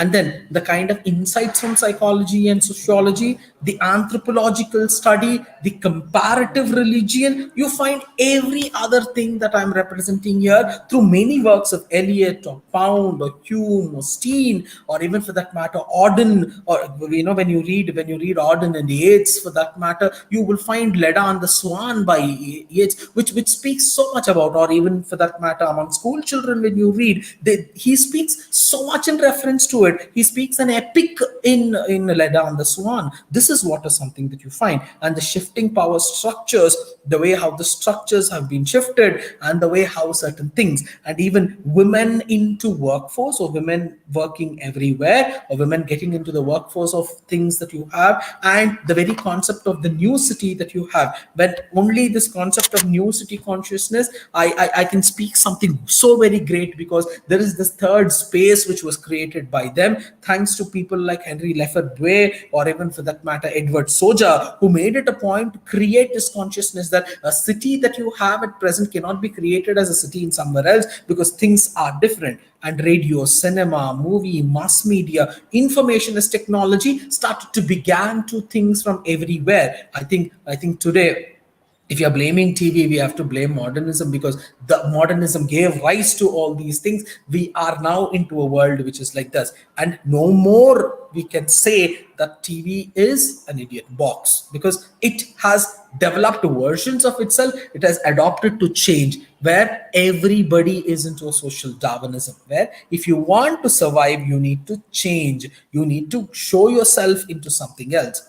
And then there's no absolute truth, there's no single truth, thanks to this kind of thing by absurd theatrists like Beckett, or for that matter, you will find, you'll find Osborne, for that matter. There's so much of absurdity into it. Nobody comes, nobody goes, nothing happens. See the way how there is no absolute truth, and the way how Jimmy, you find it in Look Back in Anger, or the way how you find a relative feature, which you find it. These are things which you find it at a relative, at a provisional truth, and there is a reaction against the dominance of rational and logical and patriarchal discourse, and the monopoly of power, where you cannot have power at one central system. There is power at the monopoly, there's power at the central idea, there's power at the monopolized feature that you find.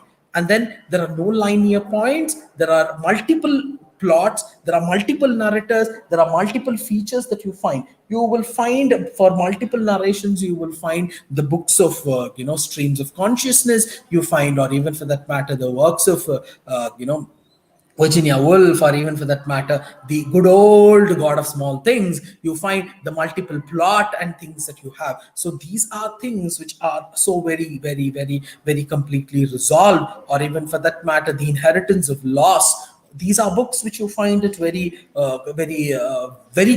different when it comes to this question. And then the multiple points of view, the rejection of a single narrator. You do not find in modernist writing single narrator, but then in the postmodern narratives also you find similar features. And primitivism, where you find belief or thought or behavior of a primitive or an instinctual nature. So how do you find these things being presented? How do you find these things being told about with the feature? How do you find these things being told about about into it in something which you have it here, which has its own idea, which you share it. This is what is something which it presents. Now we have exponents of literature, painting, dance, music, architecture, where each one has made it a point to find a great picture in themselves. I don't think without James Joyce there is ever a modern literature that exists. Though the man comes from Dublin, though Eliot comes from US, though Ezra Pound comes from US, there is no point where we can saying that yes, they are people of that country, they are people of different world. We have to how can we adopt them? We have adopted everybody, we have adopted these features. This is the place where globalism gives rise to, though globalism as a theory give not give. We live in a post-global world, but still a lot of things happen. So this is something which I have as a keynote address for today. So who's going to ask me the first question? Thank you, Professor Charles Joseph. Yes, sir. Thank you for your elaborating and keynote address. Welcome, sir. The keynote address is open for discussion. If there are any questions, please type them on comments. We will show them on the screen. All delegates are requested to type your questions in comments. We will definitely show them on screen and Professor Charles will answer them.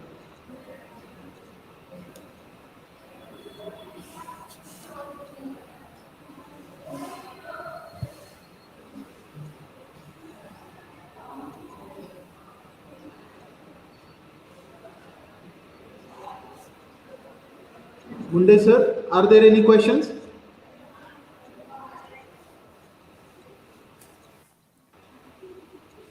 Munde sir, are there any questions?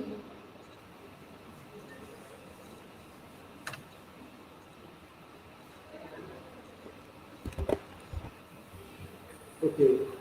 Thank you, Professor. Thank you for your elaborative speech on a sneak into the facets of modernism. I Welcome. am really thankful to you on the part of the convener as well as the management and principal of our college. Thank you, sir. Thank you from the bottom of my heart. Welcome, sir. Thank you very much. And then I have to thank you, the organizing secretary, the members of the the other members of the organizing committee, and then the principal who gave this opportunity that he has accepted me to speak there, and all the members of the CDC and the patrons of the college. Thanks a lot. Hope to be in touch with all of you. Thanks a lot once again for the opportunity given. Thank you, sir. Thank you. Thank you from the bottom of my heart. Same here, sir. My Christmas wishes to all of you in the college. Have a Merry Christmas and Happy New Year to all of you. Okay, sir. Thank you, sir. Thank you. Now, Welcome. thank you. Friends, now we move to the next session. Now the next session resource person is Professor Dr. Deepak Nair. He is a renowned critic and professor, Department of English, Samdia College of Arts and Commerce, Bhiwandi, Thane, Mumbai. The topic of his presentation is Geocritical Analysis of Asian Literature. So, now I here request Dr. Deepak Nair sir to have free discussion with our delegates. Professor Dr. Deepak Nair. Thank you, sir. Thank you so much. Can I share the screen now? Hello. Sir, can I share the screen? Yes, sir. Yes, sir. Okay. Munde sir, please help him. Munde sir, tell him how to share the screen. Yes, sir. I did. I hope it's visible, right? Yes, sir.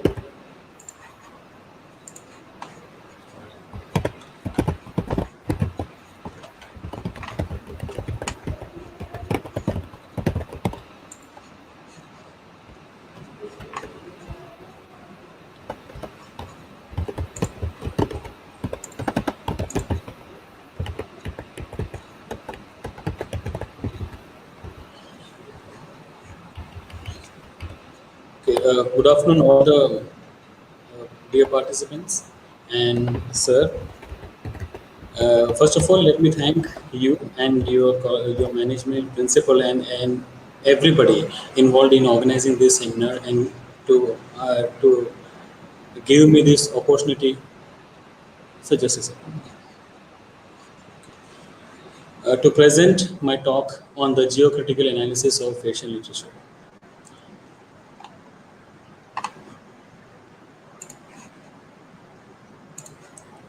So the title itself indicates what I am going to discuss in the next maybe one and a half hour. The topic is geocritical analysis of Asian literature. Now, it's a relatively new term.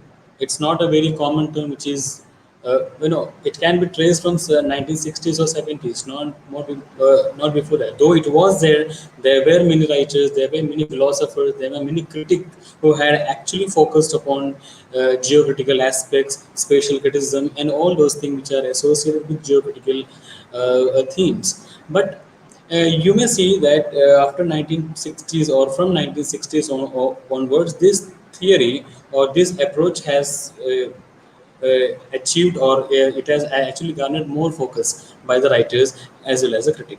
So I'll just start with the quote by Isaac Newton, where he says, "No being exists or can exist which is not related to space in some way." We all know that space, irrespective of where we live, irrespective of where we dwell, or irrespective of what we experience, space or place is something that is very much close to us. Right? We can't even think, we can't even live, we can't even have anything which is not connected to a place or a space. Now, typically, when we talk about space, the first thing that comes to our mind is the outer space, the outer envelope that covers our planet. But do we experience the space that we have, the space that covers us, covers our existence, or covers our living places or whatsoever? So this is what it's a very interesting aspect if you just try to understand and try to study from the core level itself. Now, let us start with what actually is geocriticism. I think many of you must be knowing all these things, must have studied these concepts, must have had many papers, research papers, or some of you may have your thesis on this topic. But still, just for the new, I mean, those who are, if there are any students who are new to it, just I'll give some brief introduction about geocriticism and how it has developed, who are the pioneer in developing this approach, this critical approach. So let me start with the first critic, who is claimed to be, or who is said to be the beginner, or after whose book the geocriticism has actually got a shape and received an importance in the critical and literary space. The critic is Burton Westphal. His book, Geocriticism, Real and Fictional Spaces, gives a lot of input about what is geocriticism, what is spatial criticism, what is space, various spaces, what the impact of various geographical means or geographical features on literature, and how authors, how writers, and how characters are so much connected and closely connected to the geographical areas or geographical setup that embodies them. Now, what he talks about in this book, just three outline I'll give here: space in literature and literature in space. What does it mean? It means any literature, you can take up any literature. I've given an example here by James Joyce Dublin.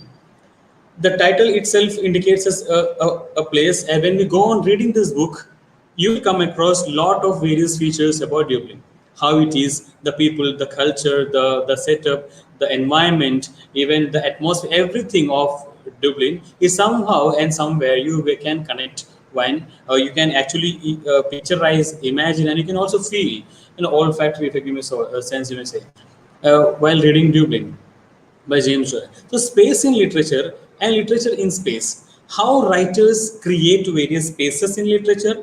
The spaces may be personal spaces, maybe formal or informal spaces, spaces that matters to the characters, matters to the writer, or matters to the readers or whomsoever. So these spaces which are defined and discussed in literature makes a lot of gives a lot of information to the readers when they read. Now, what is literature in space? See, it is always observed, and we all have experienced that while reading a book, while reading any kind of fiction, especially or fiction or non-fiction books, you know, if a writer focuses upon the place or the space where the action takes out, where the action is taking place, so indirectly, we the readers, we the audience, are able to create a picture, create an image of the space, of the place that we are reading about. Now, see for example, when just for an example, with the advent of new technology, with the advent of social media and internet, on all other things that we use today, we know that the space and place has become very common to us. Like, in the previous time when we had only books to refer, some magazines or newspaper to refer, we don't actually know how those places look like. For example, now today, if I say New York or Paris, there's automatically a lot of pictures about those places come to your mind. You may have seen them on internet, on maybe in some social media platforms or wheresoever. So literary writing usually gives inputs, gives a lot of it is filled with a lot of information about the place and space it talks about. And that's why it can be said that space in literature and literature is in space, if they both are positively and used by the writers, it can give out a lot of impact, a lot of information about the space and place it talks about. Now, the study of places that appear in literature. How do we study the place? For example, if you read Thomas Hardy, or if you read R.K. Narayan, they talk about some specific places. Sorry, it may be Wessex, it may be Malgudi. Right, these places do appear in literature. Some may be fictional spaces, some are real places, but still, these places, these literary works help us to study the places in detail. Though we never be there, no, we never been there, or though we won't be able to be there ever in our lifetime, but still, the presentation of these places and spaces in the literature by the writers help us to study, help us to understand the spaces, the places that they discuss. Now, how it affects the perception of real spaces. Of course, literature to some extent, the most of the works of literature are fiction. But uh, if we connect the spaces and places used by them, by the writers, so you may also we are to some extent we may be able to realize or picturize the spaces that they talk about. Now, what is geocriticism? Let me just give some brief outline about what this theory is all about. It actually advocates a geo-centered approach to literature and culture studies. Geo-centered, geographical centered. In the previous time, geography was not, the literary writers and the students of literature were not very keen or are not very interested in studying the geographical effect or impact on writing, or on the creation of themes, or the development of plot, or the creation of the actions taken place, the actions taken by the characters. These geographical aspects and geographical area where this all action takes place were not minutely focused by the readers as well as the researcher in previous period. But with the advent of geocriticism, the focus from characters, focus from themes, focus from plot and other aspects had somehow changed and diverted towards geocriticism. Because we all know that every action takes place in a specific place. You cannot avoid place, like Aristotle said in his Unity, the unit of time, place and action. So for him also, according to him as well, place is an important aspect for any sort of literature, any sort of literary writing. Okay, so these spaces allow a particular place to serve as a focal point of a variety of critical practices. Of course, uh, if you study these places and spaces minutely with the geographical, through the geocritical perspective, you can come out with a variety of critical practices and also critical outlooks.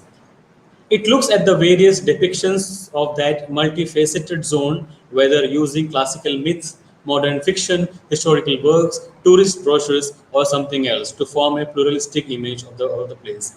Now, these literary works, whether it may be a myth, it may be the modern fiction, historical works, or even the brochure that the tourists or we get whenever we visit a new place. These literature help us to understand a place, create an image of the place in our mind. For example, while reading the classical myths like Ramayana or Mahabharata or the story of Helen of Troy, while reading, we can create the image of the place, the space where those actions must have taken place. The Greek, the places of Greece during that time, places of India during that time. So we create an image. So it helps. This kind of works help us to create a pluralistic image of the place. No place is singular. Okay. For example, I am occupying a place today. My actions are taking place at a place today. It may be possible that tomorrow, it is definitely possible that tomorrow some other person, some other guy will be here acting on my behalf or taking the or doing the action that I am doing today or doing the job that I am doing today. So place has a pluralistic image. Right? For me, one place may be very much sacred, for others may not. Okay. So every place has a pluralistic impact, a pluralistic view, or a pluralistic importance to every person who is directly or indirectly associated with them. Okay. Now, nextly, geocritism understands that the referentiality operating between fiction and the real world is characterized by constant movement or oscillation, whereby one can never really fix or pin down the referent. It's very true. It understands the referentiality operating between fiction and the real worlds. Right. Sometimes the difference between real place or real space or real world and the fictional place, world or space blurs. While reading some books, we all have experienced that we get transported to the place or the space where that action takes place. We feel as if you are observing, you are feeling, and you are experiencing the action that are taking place. While reading, whatever you are experiencing, whatever you are sensing, the actions. While reading, you feel as if you are present physically over there. So it takes you, it transforms you, takes you to that place. That's why it may be said that referentiality between fiction and the real world is characterized by the constant movement. The readers and even some characters oscillate between the places, and this helps us to pin down the referent to some extent. Also, geocritism considers all writing as a map, and main point is to recognize the real and imaginary places. It considers all writing as a map. Now, how writing can be a map? Of course, when we read about the modern fiction, or for example, James Joyce Dublin, it maps the entire city when the character moves throughout the city. Or if you read some poetry by Dharur, like for example, when where he talks about Bombay, where he talks about the olden period of Bombay, the readers automatically feel a mapping of the places or mapping of the various places being discussed there. So geocritism, it always considers that writing is a map. It's a map which presents a place like it's a kind of a cartographic effect. It's a kind of a cartographic presentation of a place or a place that it talks about. Now, by bringing together multiple authors, including multiple genres and disciplines, the geocritism plans out a number of different points of view, allowing diverse perspective to flesh out.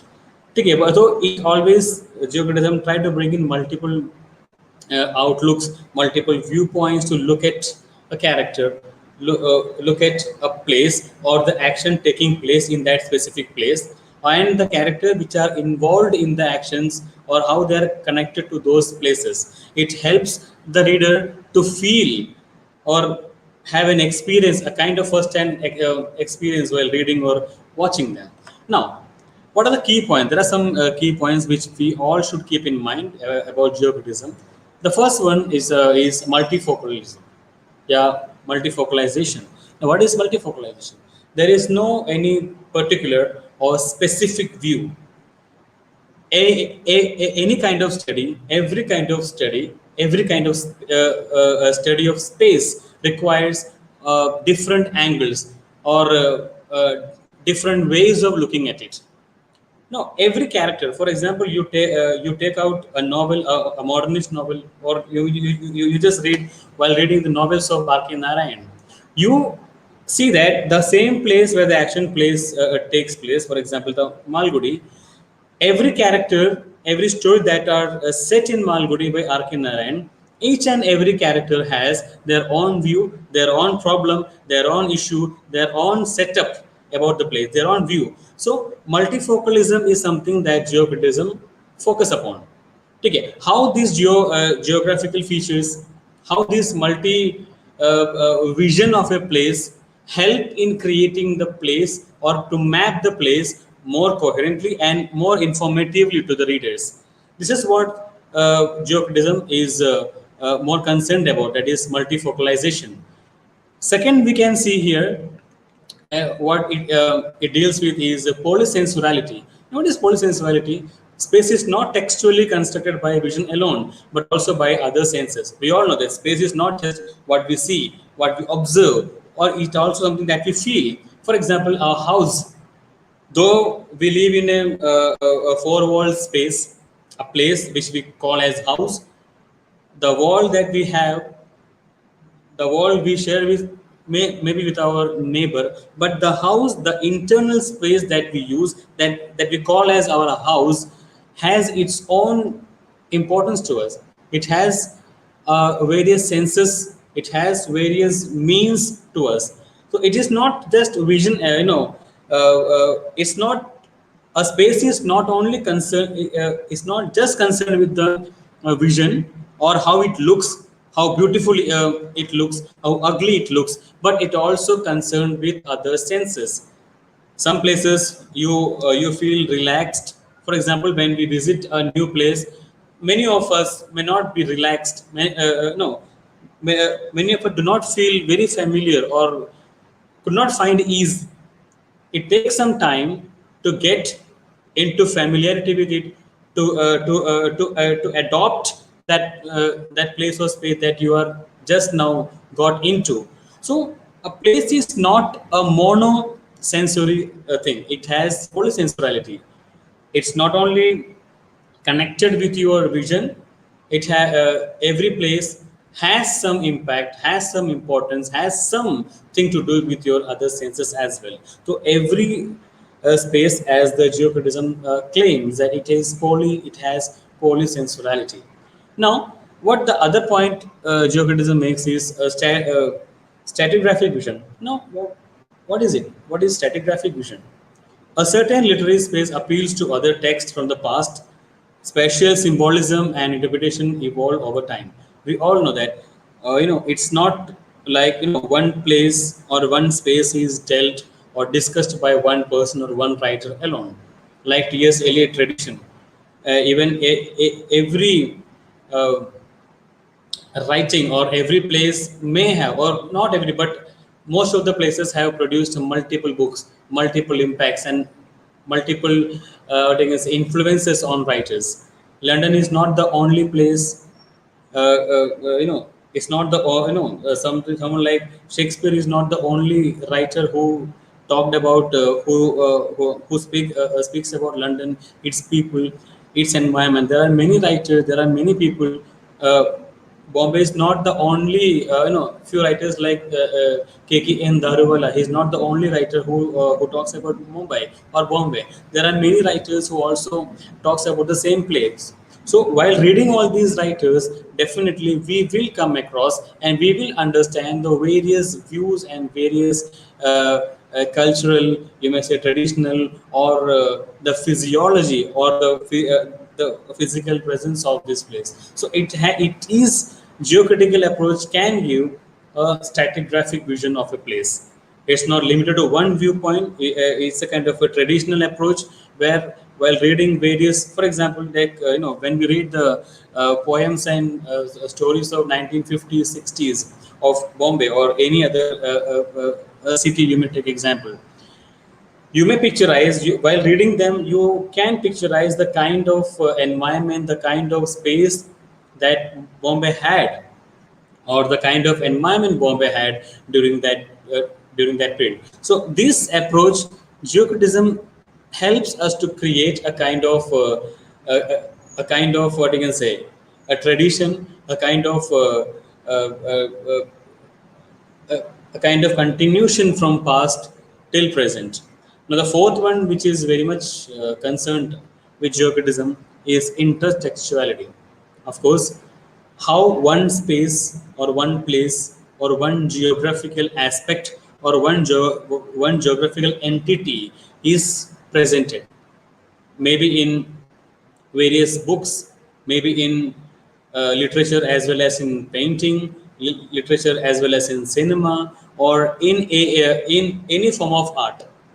It's a city or a place is not limited to literature alone. You can see there can be intertextuality. There is intertextuality when we take any space into consideration. Not only literature talks about a specific place, even other art like painting, for example, cinema, for example, also talks about the same place. So this intertextuality is also a concern, is also an important aspect, which helps the readers, which helps the critic to understand the space, the geographical aspects of that specific area or specific place that the writer or the presenter talks about. Now, what is space and why does it matter? Of course, as I told you in the beginning, every space matters.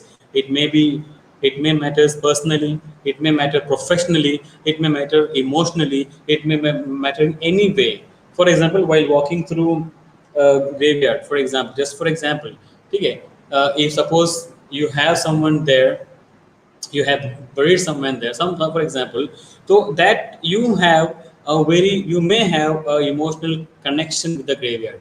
But on the other hand, if someone else is with you, or passing along with you, if he doesn't have anybody who is living there, who is buried over there, he may not have the same feeling that you may have toward that space. So every space matters. And why does it matter? We'll see. Space is not just something objective around us. It participate. It participate in every action. Space participate. Place participate. The geographical aspect that surrounds us participates in every action. Even in our health also, the space matters. Just for an example, right? When the weather changes, when the place changes, our physiological or our health also changes to some extent, and it takes some time to actually get adjusted, get familiar with those atmosphere. And that's why it can be said that space is not a what you can say, uh, is not something just passive, it is active, which participate to a greater extent. So what Henry Worf and Aris says in his book, in their book, the Spatial Turn, Interdisciplinary Perspective, they says geography matters not for the simplistic and overly used reason that everything happens in space, but because where things happen, it's critical to knowing how and why they happen. Of course, we know we are not concerned about, for example, while reading a newspaper, while reading a news, we don't just read the news or the action or the incident that happened over there. We also read about why it happened and how it happened. So space is not an passive entity. it participates, right? We also see that some places are defined by the actions or by the people or by the kind of atmosphere it provides. Maybe very familiar atmosphere, some maybe very reserved kind of atmosphere. Some places are there which we don't like to visit, which we don't like people known to us or our family members to visit. So it matters, space does matter, geography does matter. As I told you uh, in the previous period, geography was not very much I mean the literary fellows or literary or the researchers are not very much keen towards looking at geography as a matter of importance for literature. But now it has become, after 60s, as I told you, it has become a very very important entity of research, which has given out a lot of new ways of understanding a place and space and whatever action that takes place in that specific geographical area. All right. So, what is space? Simply defining what is space. You all, I know, must have the idea what is space is all about. Now, space is a concept that encompasses the universe. Of course, space is not a physical thing, something that is physical. Space, for example, it's a vacuum entity, something you cannot feel, something you cannot experience, but it is there. It is a concept that encompasses the universe. It is infinitely large or reduced to a infinitely small, which is itself infinitely and infinitesimally vast. It can be so vast and at the same time it can be so microscopically minute, as it says.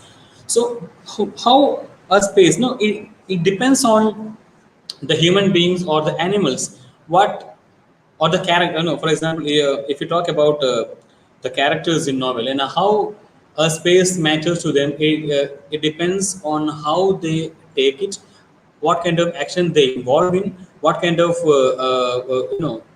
features they need for the development. So these things also matters when it comes to space. The concept of space time has emerged and evolved since Renaissance. We all know that. In the previous time, a time is given was given more importance before the Renaissance period, or even till the 19th and 20th century. But recently, when the spatial studies has emerged and developed, the the importance towards space has also evolved, and the space geography and place also garnering or receiving the importance that it has never been experienced in the olden or in the previous period. Okay, now we'll just now literary cartography. I just we just talk about it, map making, how literature, how writings can be a kind of map, a kind of cartography. Now, Robert Talley, a renowned critic, the current who from Texas, he talks about he has drawn his ideas from Westphal's theory of geopetism, where he has introduced a concept called as literary cartography, like map, reading a map. Okay, we know that while reading a globe, while what does map do? Why we use map? While going somewhere, we all have the habit of using Google Map. This map help us to reach to a specific place without asking, without getting here or there. So in this way, reading good books, according to him, authors are like map makers and critics are like map readers. Every author, every writer, when he or she writes something, he creates a map, he or she creates a map of the place that he or map of the place where his action, his story takes place. So when a reader reads it, he may be like a cartographer who is a reader of map, who is actually trying to understand the map, understand the place or the geographical aspects that is connected, or that the author or the critic is trying, or even the character is trying to present throughout the story. Now, he also used here the term, as I told you, the literary cartography to describe different ways that writers use to map social spaces. Now, of course, social spaces. What is social spaces then? We know some spaces are reserved. We, for example, take for example our own home, our own house. we have a specific definition of of the spaces that we have in our houses, in our house. For example, the kitchen is a space that is dedicated to women.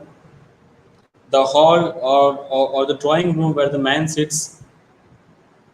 Even the bedroom has a specific definition when it comes to social, the definitions. So every space that we occupy or we enter into has some specific meaning, has some specific definition. Every space is not common, right? So spaces can be used for mapping, or it can be used to understand, to some extent, to understand the social setup as well. So that's why he says that literary cartography is highly helpful in describing different ways or to map social spaces, right? Now, we all know, as while going through the spatial studies, you will come to know, you must be knowing that spatial studies is a truly interdisciplinary field. It's not uh, it's not only restricted to literature alone. You can find the same kind of approaches in philosophy, urban studies, architecture, anthropology, physics, geography, and all those areas which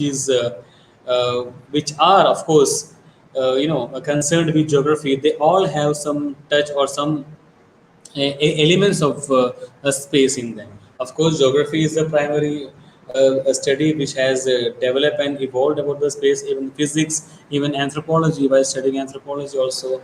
So all these area. So it may be rightly said that spatial studies is not monodisciplinary. It is inter and multidisciplinary as well, right? For to understand a space, not only reading literature will help you, but while reading geography, while reading anthropology, or by reading physics as well, we will definitely understand the space in a more minute way. That's why spatial studies can be considered as an interdisciplinary field. Now, spatial time, we'll just see the overview how and from where the importance of a space or geocritism or a geocritical approach has got its importance from. Geopolitics, the term which is very common nowadays, geographical politics, and how you can take many examples of Middle East, whatever happening in Middle East right now, or in the last 10 years, 20 years, whatever happened, that though all those actions, all those incidents can be enveloped or brought into the geopolitics. Now, what is geopolitics? It's a reconfiguration of territorial borders after World War II. We know that before World War II, there were many, uh, uh, uh, you know, uh, countries occupied by the colonial. There were many countries occupied by the Britishers and even many European countries. So after Second World War, as we all know, that these countries were left away. They were given freedom. They were just released from the control of the colonial powers. So after World War II, there is a relocation or a reconfiguration of territorial borders happen. Take for example India, which was a single country before 1947. It was divided into three uh, different divisions: Pakistan, East Pakistan, and West Pakistan. Then India. Then later on, whatever happened, we all know that. So reconfiguration of borders happened after World War II, especially the creation of Israel and the problems of Palestine. All those things had only happened after the Second World War. So geopolitics, you may say that the importance of space, the importance of spatial critical approaches or spatial turn has found its root after the World War II, where the relocation, reconfiguration, reassignments of space took place. Recently, we saw the war in Sri Lanka. That was also a geopolitical war, where LTTE, Tamil Liberation Army, and the Sri Lankan military were in constant struggle and constant fight for many years. So that was also a kind of geopolitical war, geopolitical, what you can say, geopolitical problem that we have recently experienced, and it has concluded though in 2009. But still, it can be said that special turn had actually got its mileage and its importance only after the World War II. Now, globalization, the second important thing which has reduced the distances between spaces, distance between places, and we now experience the globalization has now given out the collapse of spatial barriers, the space-time compression, where now it is too much easier for us to travel from one place to another place, one space to another place. Even we can travel from the Earth, from this space to the universe. I mean, other space around us. So it has the this globalization or the advent of new technological or the development of new technology has actually reduced the distance between places, distance between spaces, as well as it has compressed the space time barrier. Spatial barriers are also collapsed. So it, like Harvey said in his book, so globalization can be considered as a reason why the spatial crunch, you may say, or the importance of space or place has actually improved or developed. Right. So we see today MNCs and BPOs acting or working in various countries. So this has actually compressed the distance between spaces or places as well. So globalization can also be a very important aspect, very important influence on spatial turn or spatial studies. If you still can come across it, then come to see that you will experience that there are many globalized, perspective through which globalization has actually helped to look at various spaces in multifocal way. Now, also, the other factor that had actually helped in developing spatial turn is the movement that may be called as mass migration, tourism, or traveling. This has also actually collapsed or decreased the distance or the barrier between spaces. Mass migration, maybe because of any reason. For example, diaspora literature is a production of migration or immigration to some extent. Tourism and traveling, all these things happening, all these things had actually collapsed, had actually reduced the difference between spaces and places as well. So even the virtual spaces like media and cyberspace has also given a new kind of definition of to space and place, even to geography. Now you know that there are many youngsters, and there are many people amongst us who are more happy to live in the virtual world, in the cyberspace. We create our identity, we create our presence, we create our friends, our family, our actions. We limit ourselves to the cyber self itself. So we are living in in an environment, in an era where virtual space has become more important than the actual space. This is very common when it comes to our family, when it comes to our personal experiences. We all know that when we are at home, right, at this time also, how easily we are connected.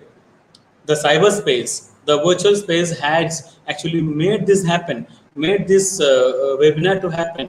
We all are at different places, sitting at different what you can say, cyber equipments, different environment, and we are talking and we are just listening to each other. We are sharing our experiences with each other. So virtual space has actually compressed the difference between spaces.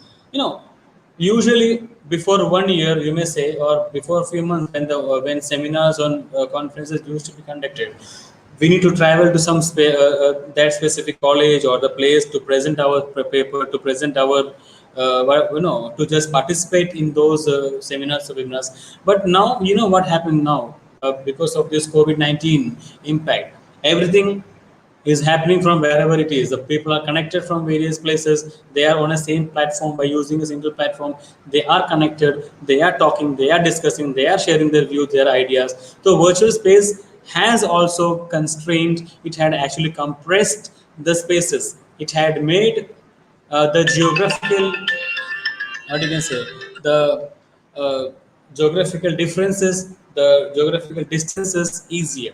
It has compressed the geographical distances. So, all thanks to these virtual spaces and cyberspace and these medias where we today are able to discuss on this kind of topics on this kind of platform.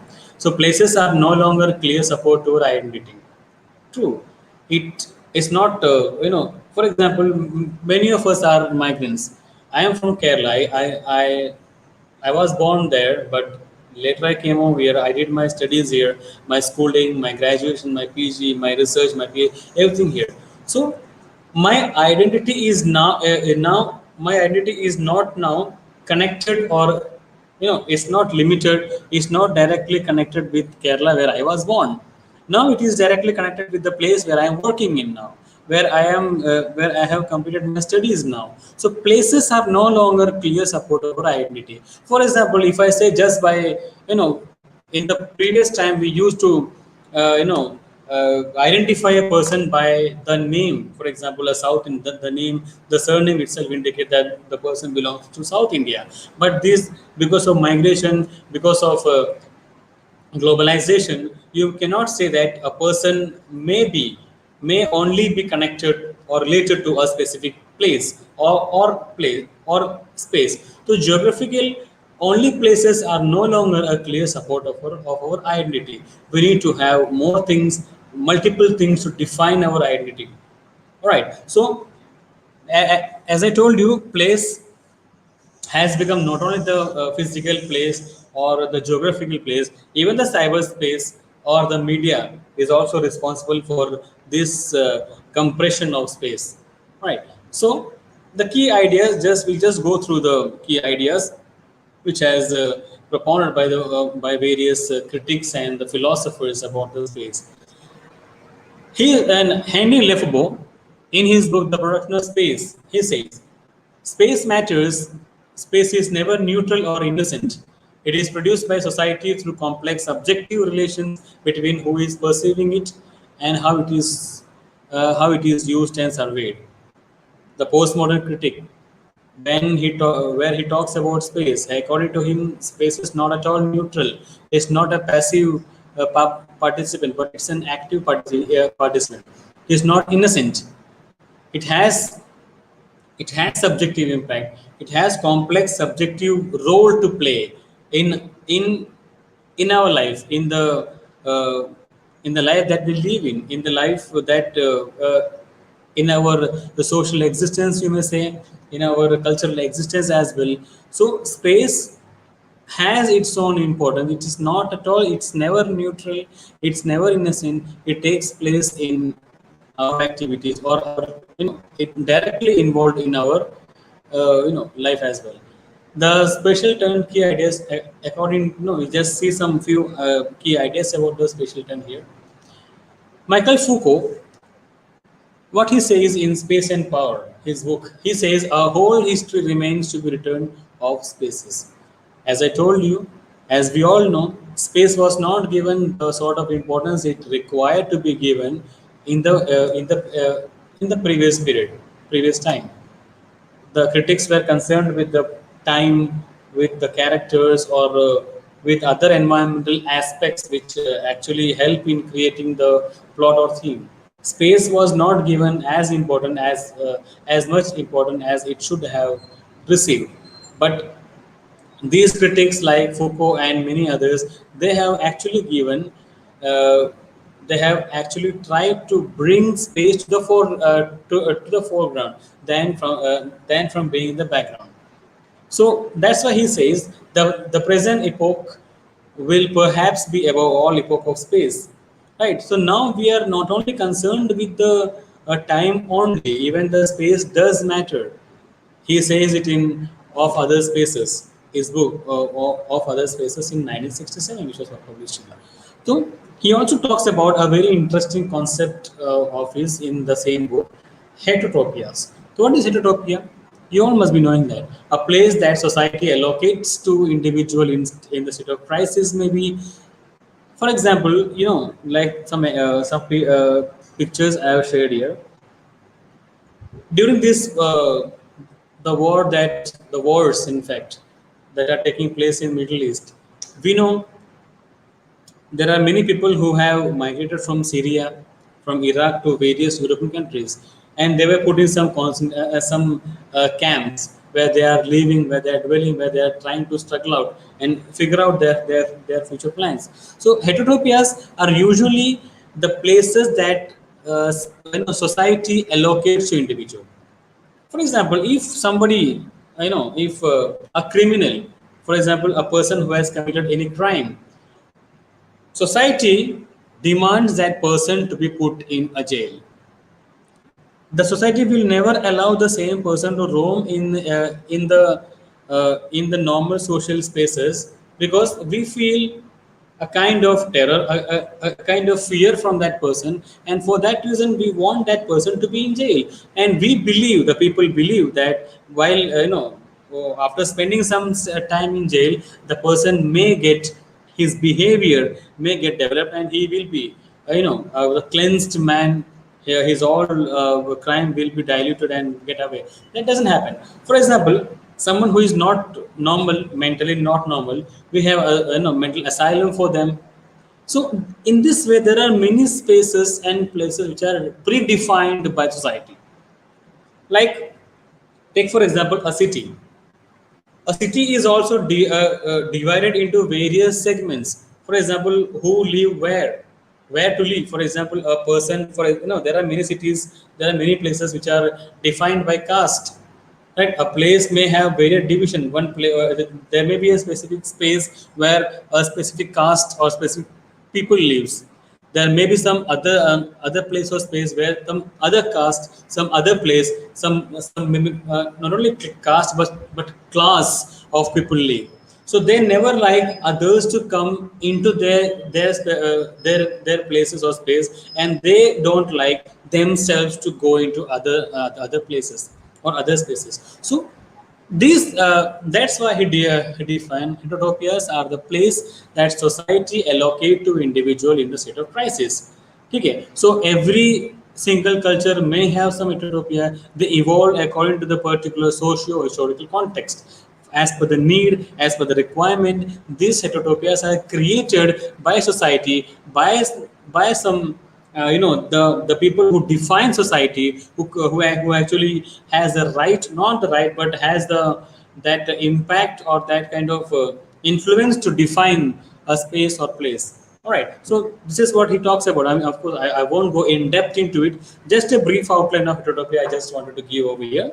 See, okay, now we also talk. It is also a very interesting book by Gaston Bachelard, The Poetics of Space, where he talks about the impact of spaces and geography on our personal life and how they impact us, how they has its uh, various effect on our day-to-day or our personal and professional life as well. So he talks about topophilia, the love of place, indicating an emotional link to space. Of course, as I told you in the beginning, every space has some emotional or some personal connection to us that he defines as topophilia. Okay. For example, I like the chair I sit in. We all like to have a specific place for us. While dining, you may have your place to sit where every time, every day you want to sit, you like to sit at that place. If someday someone else sits, when for example some a guest came in, so you feel a kind of uncomfortable. You may feel uncomfortable to adjust with other place. That's why he says that we all develop a love and emotion towards a space that we are connected to. So also he says space is never empty or homogeneous. We live spaces. There is always a subject who is affected by space, experiences and reacts to space, feels space through existential living conditions, mood and atmosphere. So space is never empty or homogeneous. We all know that every space is occupied by something. It may be, if there is a free space that may be occupied by things that we don't know, that we can't see, that we can't experience, that may be some anything that we don't actually know. So these spaces must have some occupancy. There is no space which is empty. We all know that when the scientists are studying that, in the outer space, they also experience there are some extraterrestrial things there. Maybe defined as it may be called as satellites or whatsoever. So every space is occupied by something. It may be human beings, it may be other animals, it may be non-living things, maybe. So spaces are occupied, they are never empty, and these spaces are always subjected to who is affected by the space or in turn affects the space, experiences and reacts to space, of course, feels space through existential living conditions, mood and atmosphere. All right. This is what he talks about. It's a very wonderful book, lengthy as well, but it has a lot of informative aspects in there. Now, space and intimacy. We know that intimacy. We don't share our intimacy. We don't share our personal, what you can say, feelings or emotional attachment. We don't share our emotional attachment to every place or space. For example, your professional space, you may not be so much emotionally attached towards it, so much personally attached towards it. But our personal space, maybe your home, maybe your native place, maybe the place where you spent your childhood, where the school where you had wonderful memories of your childhood, the ground where you play. So these places are the space of intimacy, where you are intimately connected to them. So cartography of the intimate, key studies of space as a site of human intimacy and desires related to space. So there's also a kind of cartographic study of intimate space as well, when we can connect various spaces, how we have evolved from those spaces, how we are connected to those places. Even now, I'm pretty sure that if you are not from, yes, suppose if, right now if you are not at your native place or the place where you have spent your childhood, you definitely would like to be there at least once in a year, so that you can recall whatever you did in your childhood. On the lap of the mother, where the child grew up, that has a very close connection to us. The womb where the child grows up, right? So these are spaces, they can be defined as spaces which are very much intimately connected to us. We can't be away from there. We can't just avoid them no matter what happens. So these spaces are very much intimately connected to us. The house, for example, as I told you, a starting point of our relationship to the universe. Now that is a place, that is a space where that is a geographical area, geographical aspect from where our relationship to the universe starts. Wherever you go, whichever place you visit, at the end of the day, at the end of the tour, you want to be back to your houses, your home, where your family dwells, lives. So you cannot be away. You cannot live in a hotel for a lifetime. We all strive to have our own house. If you're living in a rented apartment, you always desire to have your own house. So house has a very intimate connection to us, because our emotions, our feelings, and many things are connected to it. That's why a house has a very intimate connection to us, towards our life. A site to freely develop imagination related to closely to the intricate mechanisms of human memory and identity formation. Of course, we form our identity, we form our memory, we develop our memory from the house we live in, or we spent our childhood in. So usually these places, the houses, the veranda, you may say, or the courtyard where we played our childhood out. So these places had very intimate connection to our memory, towards our memory, and also towards things that we anything that is typically connected to our emotions or sentiments. Shelter is also a thing, as one of the main principles. The house to develop identity and imagination, the attic, the cellar, the drawer, the corner, the closet, even all these things. If you, for example, a house, no, the thing that we have in our house, the attic, the cellar, the drawer, the balcony, the corner, the closet, everything, every specific space of a house has something to do with us, has something to do with our intimate, our memory. You have spent your time in the courtyard, maybe in the balcony, maybe. So these all spaces, you like to be there. you connect a kind of emotional attachment towards it. You connect a kind of intimacy towards it. So every corner, every nooks and corner of a house, every kind of space, every space of a house has some intimacy, has some intimate connection towards our emotions, towards our sentiment, towards our imagination, towards our things that we consider, anything that we consider to be ours. The concept of intimate immensity, the dialectical of the big and the small houses and shells, for example. Intimate immensity, of course, there are some spaces where we have immensely intimate to us, right?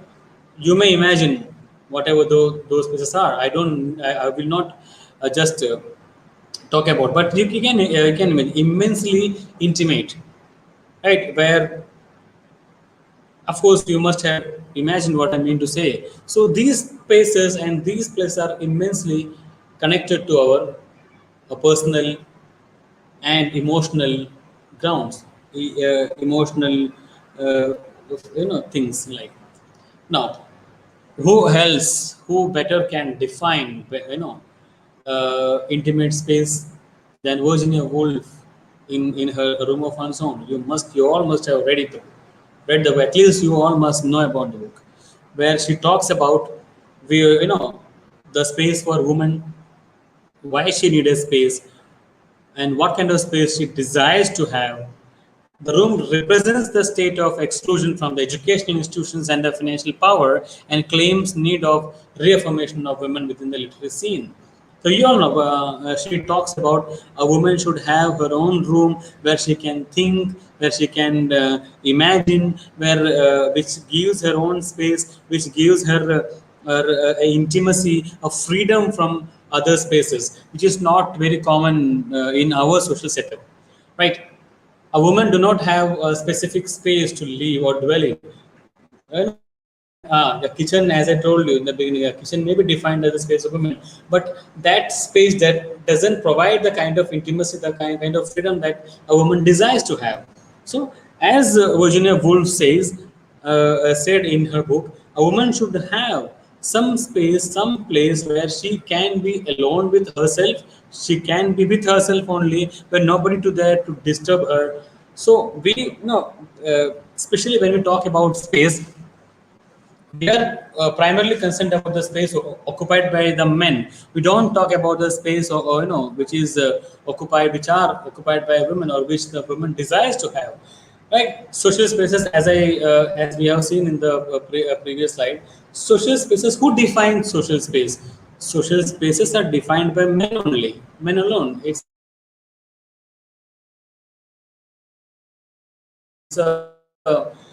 a kind of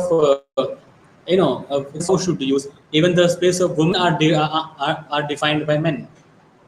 There are only few men who would like to spend some time in kitchen. Maybe there may be many who have spent their time in kitchen during the lockdown, even now some. But there are, apart from this, there are only few men who like to be in kitchen, like to share the space with women. Otherwise, what we do, what the commoners, most of the men do, they just sit in the drawing room, call for water, demand for water, tea or whatsoever, and the woman who is working already in the kitchen, she just comes out with whatever you have demanded. So you don't. There are people who don't. There are men who don't even like to enter those spaces which are specifically defined to a woman.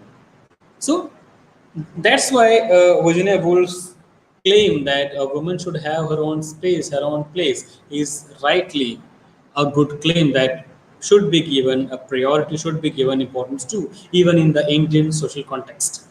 Right. So liminality and rites of passages, non-place is a very new concept, you may say, where Mark Augin had talks about non-places. Of course, as I told you, whatever spaces we have discussed till then, they all are connected to us. They all are connected to our personal emotions, our emotions, our personal feelings, you may say, or our intimate memories, and as well. But there are some places which can be called as non-places, which are open to all. For example, when we visit a railway station, there is not that space is not specifically assigned to someone. You visit a mall, shopping mall, an airport maybe, or aircraft maybe. The seat may be reserved for you, but the aircraft is not. So these places can be called as non-places, where where the that specific place is not defined, is not assigned to a person, but it is open to all. We know that there are, most of us visit shopping malls. Yeah, the youngsters especially, they like to visit shopping mall, but do they go for shopping only?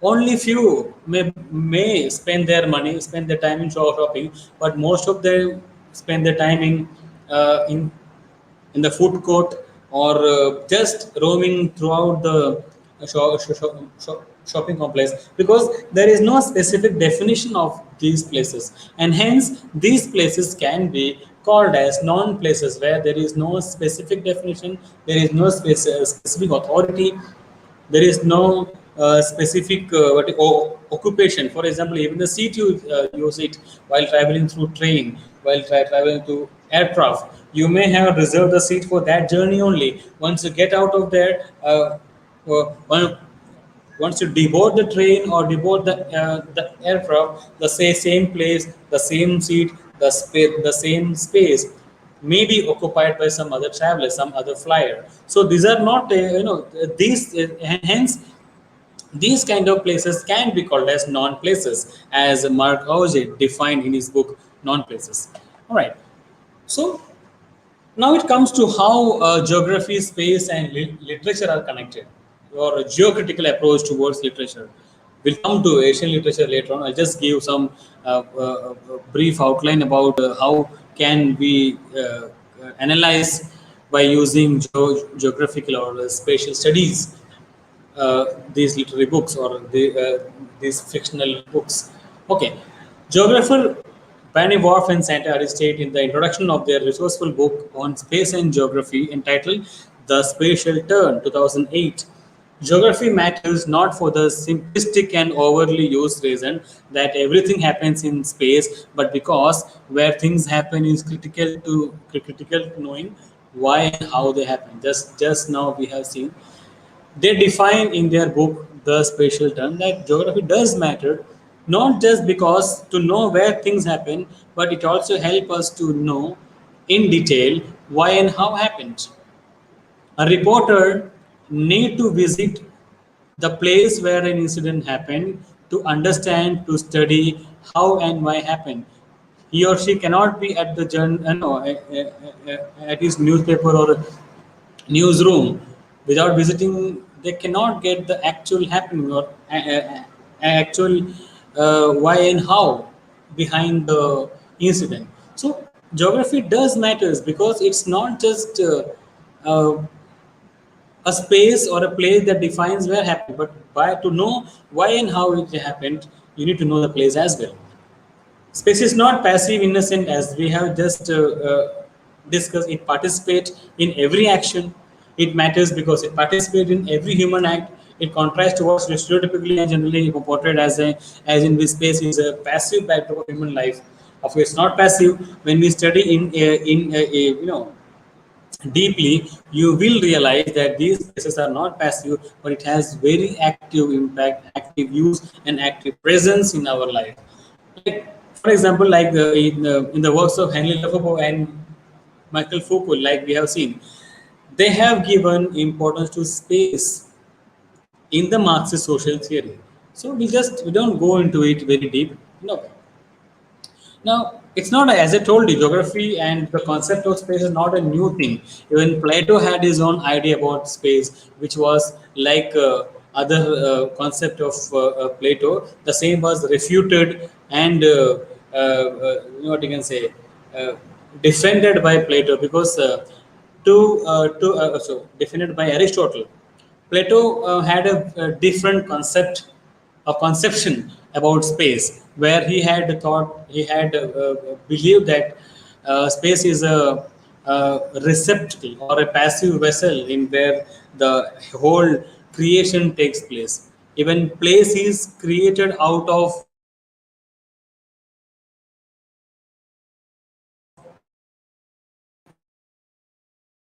space according to him, at a lesser important level as compared to space by Plato. This was defended by Aristotle in physics, where he has actually objected to this view of Plato, where he has given equal interest and equal importance to place as well. So it's not a new phenomenon, as I told you, but the thing is that literary researchers and writers have started to give importance to space, place, and geography in the recent, maybe in the last 30, 40 years only. Even for Descartes, like Aristotle, he also says that physical place is closely related to the space that it occupies. It's a, like Cartesian theory also, talks about internal and external place, like Aristotle talks about the place. So what is internal space and external space? Like, as I told, as you know, internal place is absolute. For example, the space we occupy, the place where I am sitting, or the internal space means my organs, the organ that my body contains may be called as internal space, or the space of your home.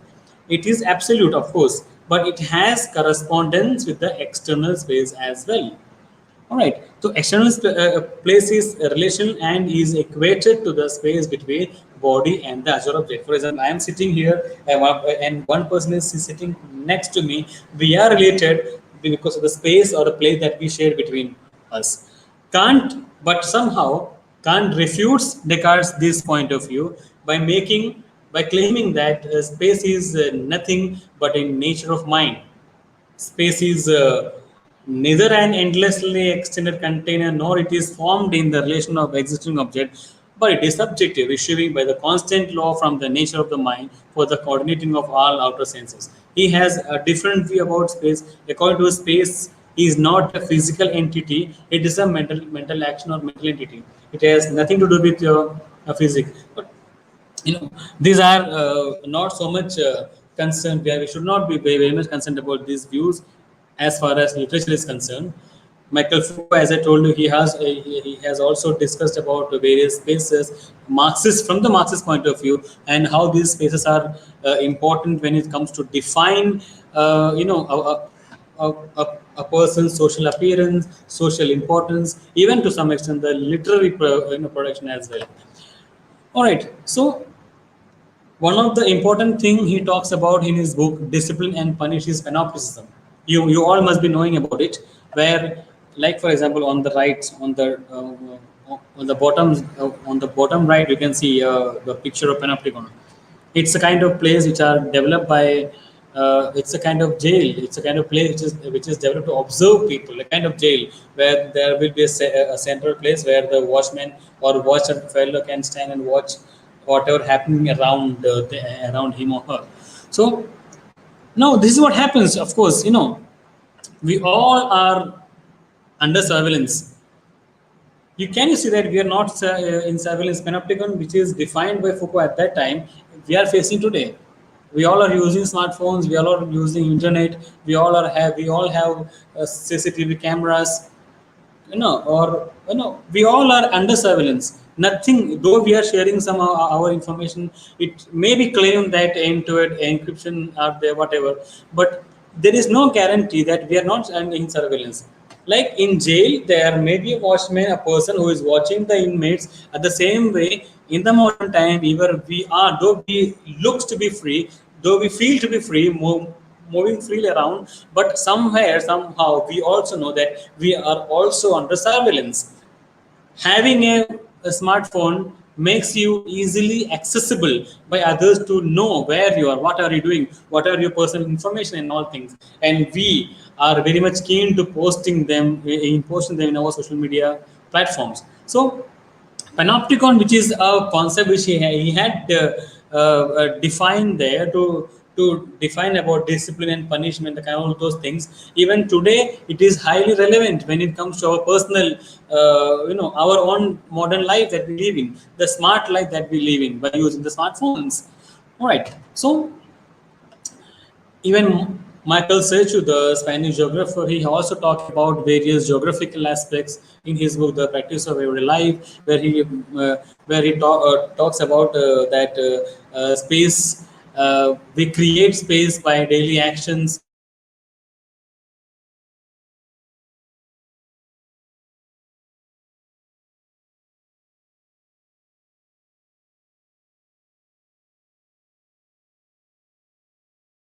and it's a human agency. According to him, we create space by using tactics and strategies. For example, a factory worker, okay, workers. We all know that when there is no supervisor on us, or where there is no principal, if suppose we are in college and there is no principal, somewhere we feel free to do whatever we want to do. The same happens in factory when there is no supervisor who is looking after the work of the employees, of the workers. The workers feel free, and they may create their own entertainment. They may spend, they may feel in a free space at that time. So strategies are also a very important thing. Tactics and strategies are used by, especially by those people, by those community who are not given, who don't receive their deserving space. They use strategies and tactics to achieve those space in crook by crook or whatever means they can adopt to. So in this way, space has various ways of what you can say, to achieve them, to have them in with you. Now, as I told, as we have discussed, so we don't go into it again. Like best and best of the poetical space, you can read it. It is easily available on the net as well. But it's a wonderful book that defines about the minute particle, the minute things in our house, and how we are connected emotionally, psychologically, you may say, personally towards them. Okay.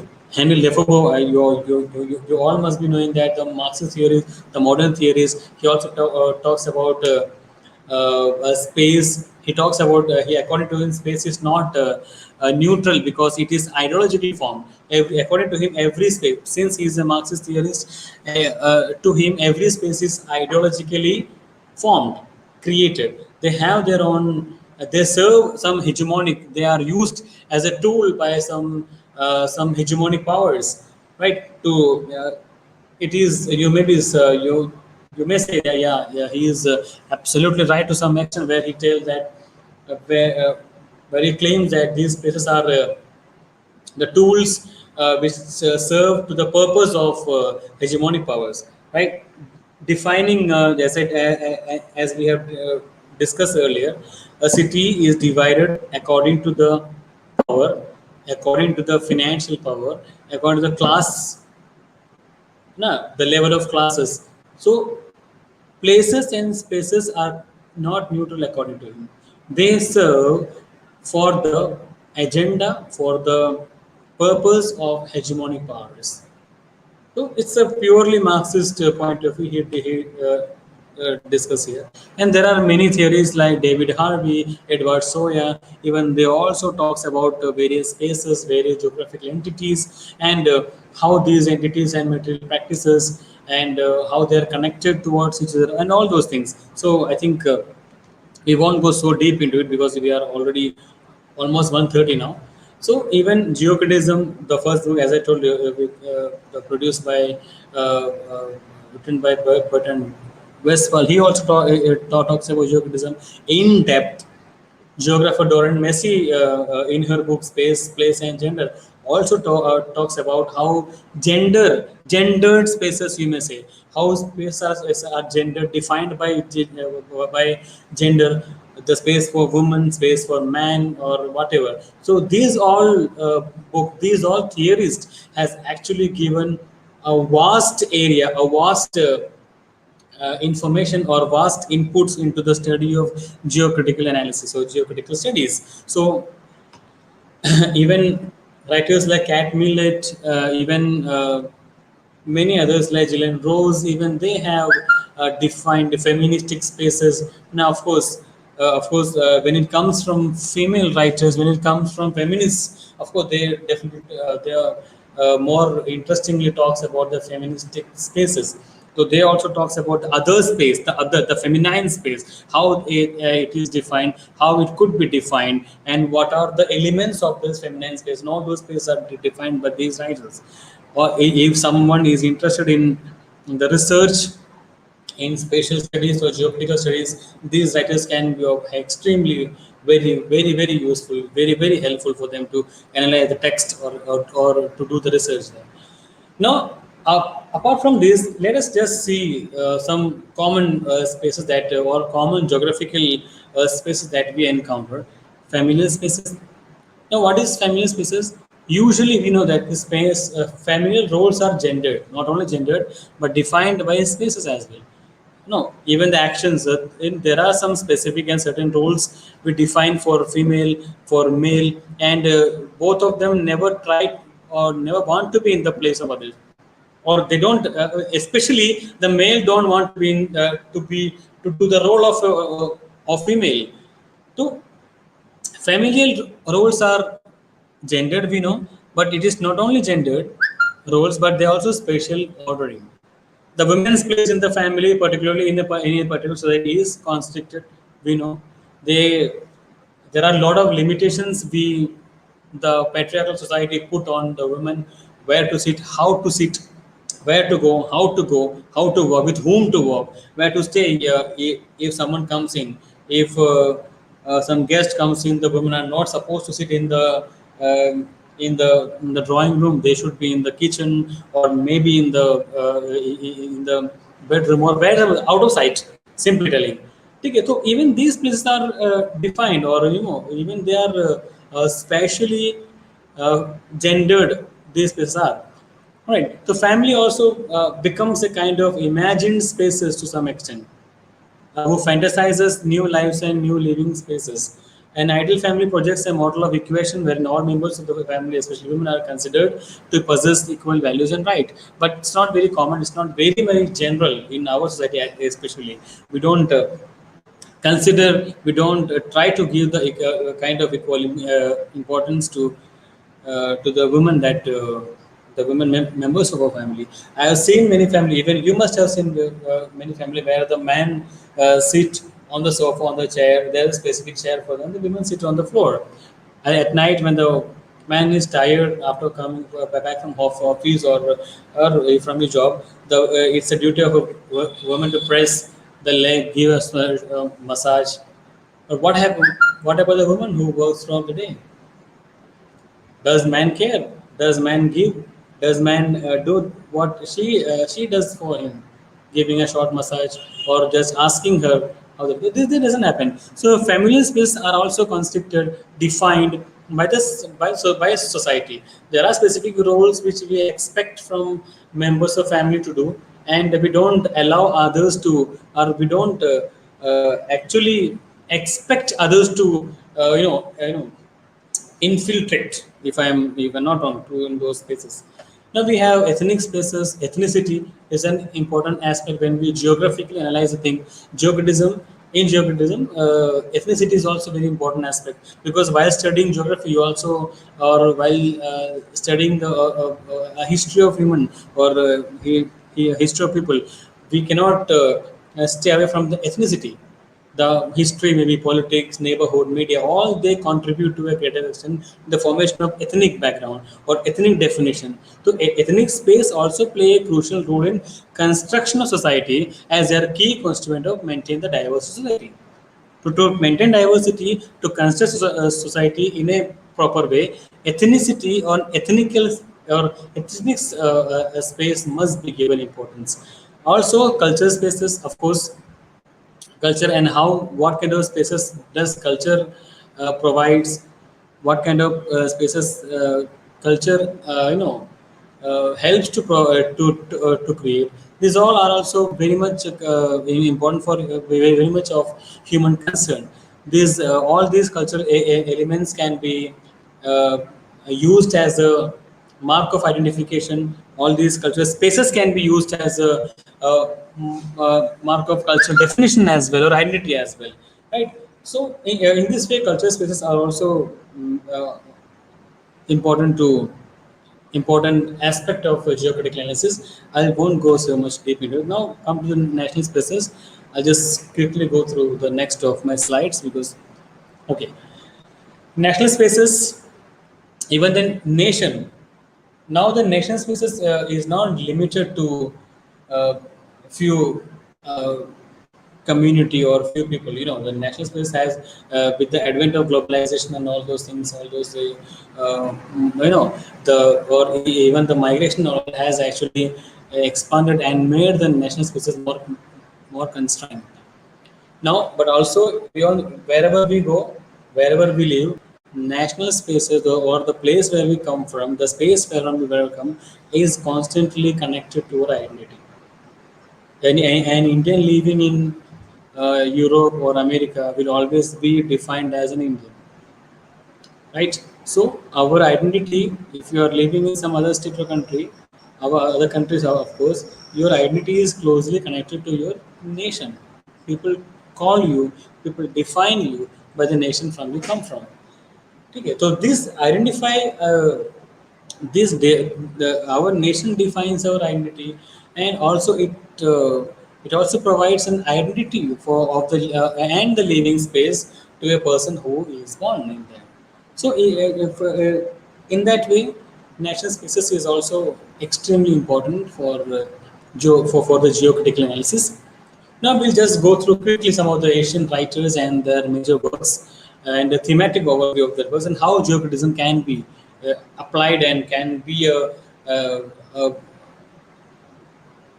an approach to study their works, to have research on them. First of all, we'll talk about only few examples. There are many, but I just took randomly few examples here. If you talk about India, we start with India, of course, when we talk about Asian literature. See, for example, the books of uh, Zumpa Lahiri and Manju Kapoor, The Lowland and The Immigrant. They are extremely geocritical in approach. If you study their works from the geocritical point of view, you can see wonders. You can see how in-depth analysis can be done from the geocritical perspective or point of view.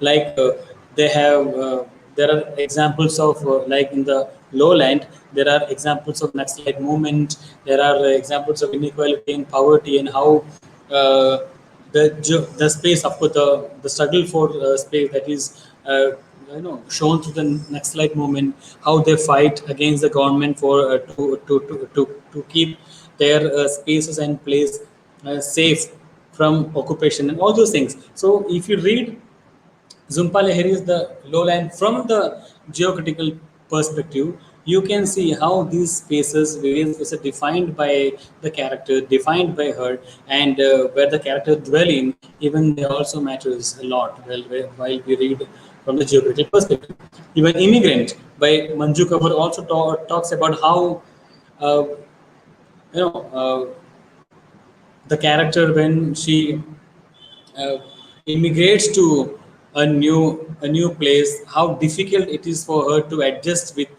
the place, the environment, the people around her, and how she feel lonely, and how she wants to, how she remember, and how she feel to come back. So all those things can be a kind of can be analyzed through the geocritical perspective. So these are wonderful presentation where you can actually use geocritical perspective. Now also in the walls of Delhi by Uday Prakash, it is a compilation of three stories, where the first story talks about a sweeper who come across a block of money and escapes with his underage mistress to see Taj Mahal. There's another story, Mohan Das, where the Dalit races to reclaim his life was stolen by the upper caste. And there's also a story titled Mango Silk, where the baby's head gets bigger and bigger as he gets smarter and smarter. So even this book can be studied from the geopolitical perspective. Okay. For example, like the sweeper, the job that he did, the money she gets, and the imagination, and that desire to watch a place which he never seen, to see a place which he never seen, that Taj Mahal. So even this way, even this book can be analyzed from the geopolitical perspective. If you read it, you definitely will come across various more, markers, geocritical markers in there. Now, Neil Mukherjee's Life Apart is also talks about, it has a gay protagonist, which talks about post, displacement, territorial occupations, and everyday gay life, and the space of gay, the place for gay. It's a very interesting area to define. I think there are not many works on it, that how the space of gay, how this gay population occupy their space, maybe in the family, maybe in society, social spaces, familial spaces, geographical spaces, how they claim them, how people assign them specific spaces. This is a new, this can be an area of study, of course. All right. So now also like G. Thiel's book, Narcopolis, where he talks about the Bombay life, the opium, the freedom of the freedom here, the film, sex, religion, and everything is spoken by her, discussed by her, by him, in Narcopolis. So when we read this book, we can create a kind of imaginary or picturize the concept of Bombay. Though, if someone of you may never been here, never been to Bombay, but by after reading this book, you can create a kind of atmosphere. You can create a picture of the atmosphere, a picture of the social structure, the physical structure here, and how people live, how what their cultures are. So in this way, a geographical or geocritical aspects of geocritical reading can also be. This book also invites a geocritical reading. And of course, the white tiger, many of you know, it is highly, it has many aspects of geocritical reading, where you can, see how the Indian, how India, especially the cities, Mumbai and all those places are defined and described by him.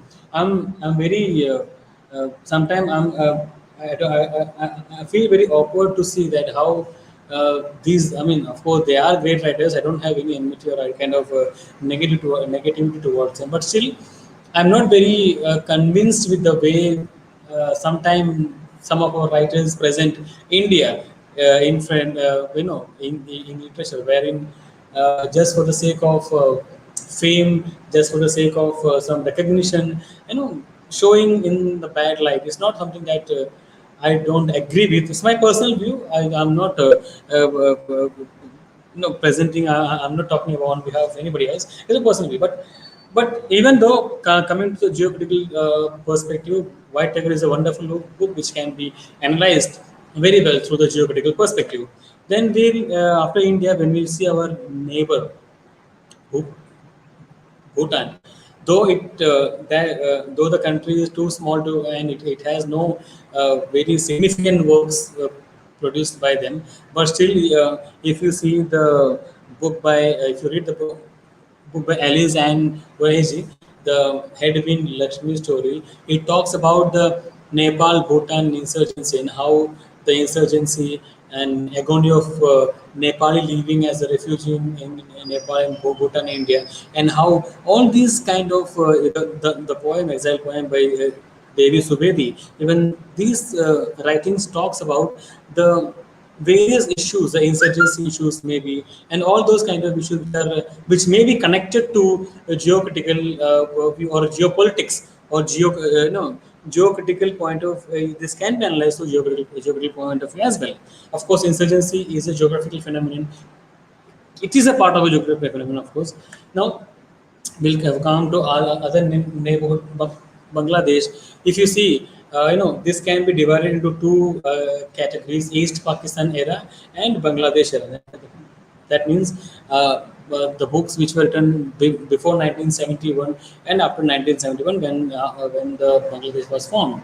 Previously, as you all know, it was called as East Pakistan. So during that period, the the list of books I have given here, when you read these books, when you go across these books, they talks about language, communal violences, rural and urban issues, and how the rural, when the people are, when the division happened, when the new country was formed, and what are the political impact, geographical impact, and when people migrate from India, how they felt difficulty in adjusting with their environment. All these things, these all writers are they talk about all these issues in their books here. When we talk about Bangladesh, for like after 1971, all these books are, these are the primary writers and primary books. They talks about the liberation war, the impact of war on them, its consequences, hopeless human existence, and analysis of human minor society. These are the primary theme they deal with. Human existence, economy was not that much developed when Pakistan, the West Pakistan, which is currently the Pakistan, left Bangladesh, or the Bangladesh, when it got freedom from the Pakistan, and they had no stable economy. They had a lot of problem with their existence, with their daily, with their economy and all those things. But it took time for them to develop, and all those issues, this hopelessness of existence, and consequence of war on them. These all themes are basically defined and discussed by them, by these writers. These invite geocritical analysis, of course. The partition and the formation of new countries, the impact of geographical features in the geopolitical perspective can be applied on these writings as well. Even there is a book by Tamina Anam, The Good Muslim. It also talk about when Bangladesh got freedom, how the women are raped, abused during the war, during the partition, especially during the war by the Pakistani army, you may say, or all these things are discussed. Even that can be a way of analysis, a kind of geocritical analysis, maybe applied here as well. Okay, so when you talk about Sri Lanka, there are many books like Naomi Munavira's Island of Thousand Mirrors, or Chinaman by his name. These Shahan Karunatilaka. These books, for example, these books like Amulet, Coming to Terms, Giraya, Amina Hussain Zilich, or the diaspora writers like Chandani Loku Case, If the Moon Smiled, or Softly as I Leave You, Shyam Selvadurai's Funny Boy, English Patient by Michael Ondajit. These all writings, if you read, you can find enormous material of geocritical, enormous material of geocritism, where you can see when the character, for example, in Coming to Terms, when the character moves from Sri Lanka to Malaysia, and how she feels, and after she comes back, for example, after 10 years, when she comes back to Sri Lanka, and what kind of changes she observes. For example, when you read Amina Hussein's The Moon in the Water, it talks about the character who moves from Geneva to Sri Lanka, and who is forced to come back to Sri Lanka, and what kind of difficulties she faces for adjusting there.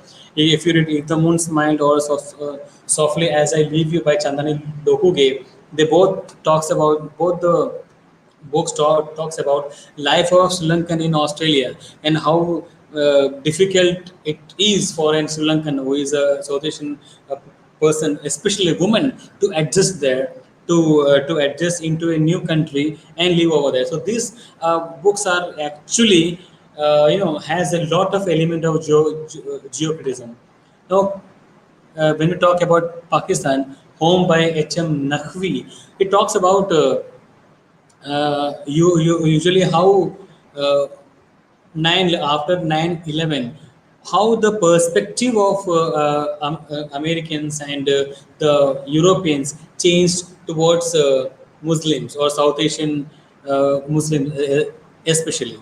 And it talks about the pitfalls and the culture, and the Pakistani culture as well, and how difficult they feel to get accepted in America and all European countries. Maybe there is some book by Mohsin, like Mohsin Hamid's book, How to Get Filthy Rich in Rising Area, where he talks about an imaginary South Asian country where everything is fine. GDP can be pushed, and South Asian where energy opportunity is sizzling. In imaginary town, she talks about, but somehow that can be compared to Pakistan. There is no direct difference, but still that could become compared to Pakistan, an utopia he talks about in this book, where various economical development could take place, which is not primarily seen in Pakistan. Then there's also a book by Jamil Hamid, The Wandering Falcon. It also talks about the issues of Afghan-Pakistan border, the tribes living there, how they are constantly being harassed by the Pakistani army, or sometime by Talibanis, or such kind of anti or terrorist organization. No, they are wonderfully written books, and even you can apply geopolitical perspective on these books as well. Even Chinese books, if you talk about China, though there are no first-hand writing by Chinese, in many first-hand writing by Chinese people living in Chinese writers living in China, but there are many books available as translation from in English. No. Like for example, the Vagrants by Yu Li and the Reishorgan by Moyon. These books talks about Chinese diaspora. The first book, the Vagrants, talks about Chinese diaspora, and the impact of communism, the impact of democratic wall being created in 1984 whatsoever, and Beijing. All those things are very minutely defined in here. And of course, Moyan, who won the Nobel Prize in 2012, his book The Red Shogun talks about a family who has become fighters, who are actually stand against the revolution and all those things, and also talks about the changing relationship between China and Japan, the war, and everything the book talks about. Even there are books like The Seventh Day by Yu Hua, Love in the Fallen City by Helen Xiang, and The Lost Daughter of Happiness by Jillian Yan. Even these books are wonderfully crafted and wonderfully talks about the geocritical and other perspective. If you read them, somehow where you can bring in geocritical aspects to these books and their stories. Indonesia, though it is not very much interested area by the Indians, by all, but even there are some books by some writers like Ayub Utami, Summon, a novel. Okay. It talks about the dictatorship rule at that period, and how the horror of state violence, political repressions, interrogation, and taboos on female sexuality, and these all things are discussed by Ayub Utami in his book.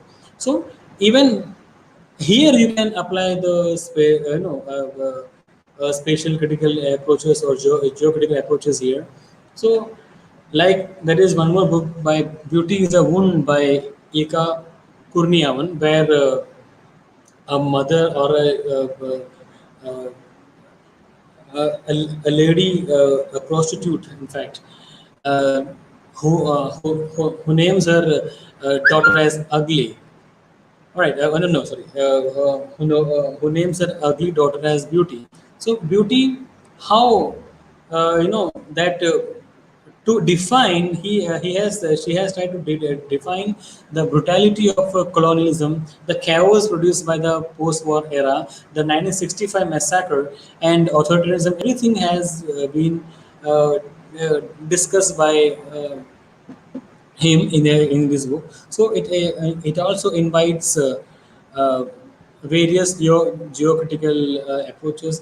Though and in fact the book was translated into around 34 languages, and it has unforgettable characters and those things. This can be a it does invite a geographical perspective. Now, Japanese book like A Pale View of the Hills or The Housekeeper and the Professor, even these books are wonderfully crafted and has has a geocritical perspective. If we read it in that point of view, through that point of view, it has assimilation of culture, family transitions, and loss and discovery, and all those things are discussed here in these books. Like for example, like the book by uh, Haruki Murakami, the Desire, I Am a Cat, where the cat observes various people, various spaces, various places. So these are wonderful books which can be studied from the geocritical perspective, geocritical point of view. Then if you come to Palestine, of course, you cannot leave Arab countries here. And Palestine is a country which is very much, in always in news, of course. And it also, these books, for example, like My Father Was a Freedom Fighter by Ramzi Baroud, or I Saw Ramanalla by Maurid Barghouti. They talks about the impact of the creation of Israel, the war took place thereafter, the Gaza Strip, and the people living in those villages, how they are driven out of their houses when the like uh, how they are pushed towards uh, refugee camps when Israelis came in, and all those stories where all those issues and concerns were discussed by these writers. So if you want to understand, if you really need to understand the geopolitical impact or geopolitical impact on the Palestinian public or Palestinian people, or the people who are living in Gaza Strip, you need to read their book. They are extremely influential as well. For example, the book by Ghada Karmi, in Search of Fatima.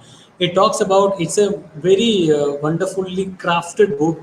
It's a book where which talks about a Palestinian family who were wealthy, who was a Palestinian wealthy family living in Jerusalem, but who were thrown out of their house by the Jewish families, since they were free to select and choose their home wherever they want to.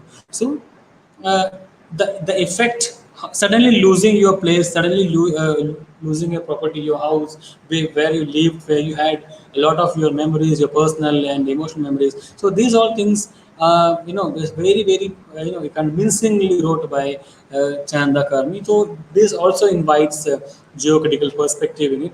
Like for example, the other books by The Girl in the Tangerine Scarf, or The Morning in Jenin by Susan Abdul Hawa. Even these books also talks about the impact of the formation of Israel, the impact of the formation on Palestinian families, and the Syrian immigrant. For example, the first book, The Girl in the Tangerine Scarf, talks about the the the impact of the on the life of an immigrant, a young Syrian immigrant, Khadra Shami, when she reaches Indiana, in USA, how she grew up as a Muslim, as a mixed culture. For example, the photo itself shows she is wearing a scarf, but she is in a jeans and top.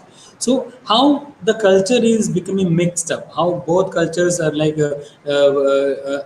Arabic culture and the American culture get mixed up, and how this transformation or this immigration and migration results in the formation of various personal and cultural spaces in their life. He also talks about here. Also, the books by the book by Susan Abdul Hawa, Mornings in Jen, also talks about olive farming.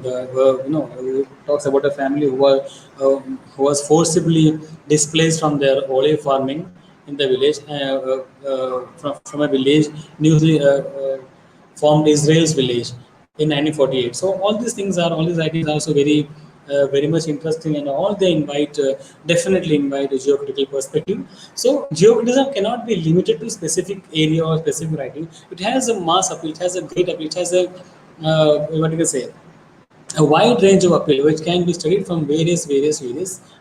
So just to conclude, just I would like to focus on 4 points here.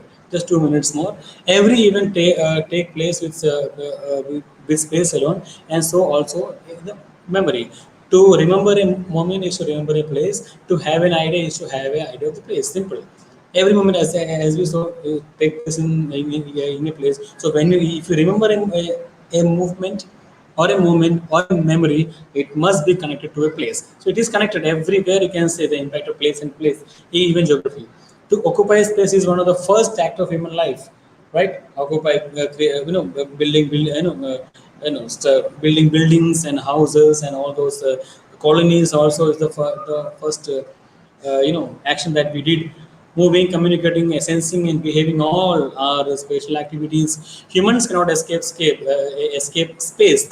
Life cannot be lived or imagined without space, and hence space matters. It does matter. It does matter in any kind of approach, in any kind of study. So you cannot stay away. You cannot do away. You cannot avoid the impact of geography, the space, and others. Thank you. Thank you very much to all of you for listening. I think I took a lot of time. Sorry for that. And if you have any question, I'm open to take it. Thank you, sir. Thank you, Professor Dr. Deepak Nair, sir. Thank you for your elaborative presentation. May I request the participants to type your questions in the comment box, if there are any. Okay, thank you. Thank you for the session once again, Professor Dr. Deepak Nair. Thank you very much. Now, thank you, sir. Thank you. Thanks a lot. Now we will move to the next session. This session is the third one, and the resource person for this session is Dr. Mridula Sharma, renowned literati and associate professor, Department of English, Meherchand Mahajan DAV College for Women, Chandigarh. And the topic for her presentation is representation of alterity in modern or contemporary literature. So, without making any more delay, may I request the man to start her presentation. Dr. Mridula Sharma, ma'am. Thank you, Dr. D.N. Ganjewar. Good afternoon, everyone. It is my pleasure to be here to be part of this national webinar. And even though the time that was there at my disposal was virtually 2 days, but I just grabbed at this opportunity because of the fact that there was an idea swirling around in my mind just when the call for this conference came. And I accepted the invitation basically that I would be able to air out my ideas. So that is there. So I congratulate the organizers for having this webinar. And I was watching the presentation that was being made by Dr. Deepak Nair. It was such a vibrant presentation. And I must apologize that I couldn't be part of this webinar before because of some job that had to be carried out at the level of my institution. But now that I'm here, I'm glad to be here. And my presentation is going to be an oral presentation only. For that, I apologize because it is a trifle difficult for the participants to keep track of the thought process of the presenter when it is only an oral presentation. But I begin without much further ado, and I'm very happy to say that my paper here, which is representation of alterity in modern and contemporary literature. In this, I'm going to make a special reference to mythological retellings and fantasy. It is a kind of, we have already heard about the various spaces that define identity. And it would be a kind of, my paper would be a kind of going ahead of identity. So, the representation of alterity can be recognized as one of the most oft repeated themes of contemporary literature. The reason can perhaps be traced to the rapid and widespread changes in the entire world that began in the modernist era. The uncertainties created by the two world wars, the reinterpretation of religion necessitated by Darwin's Origin of Species, the fissures in the established social structures and thought patterns, the rise of democratic and socialist ideals, the political and emotional freedom of the previously colonized people, and the availability of education for the masses. It was as if a tectonic shift had occurred. There were more stories that needed to be told, propelling more people than ever into a flurry of creativity and self-expression. Undoubtedly, the advent of the modernist era brought in the other, hitherto unheard voices, such as the Afro-American, the women writers to the forefront, vying for their space at last under the literary sun. Continuing the trend, the condition of post-coloniality, which characterizes the contemporary world and its narrative reproductions, raises important questions about how to critically conceptualize the post-colonial nation state in terms of the inclusion of ethno-cultural variegation and alterity. The post-colonial theory cautions against normative and hegemonic representations.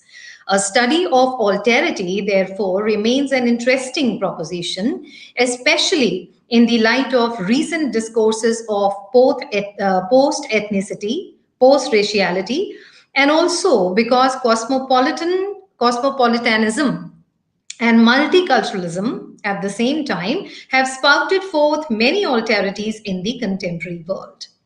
The idea of identity as a guaranteed continuity, as Stuart Hall puts it, was disrupted, displaced, and decentered forever by the turbulence of the world.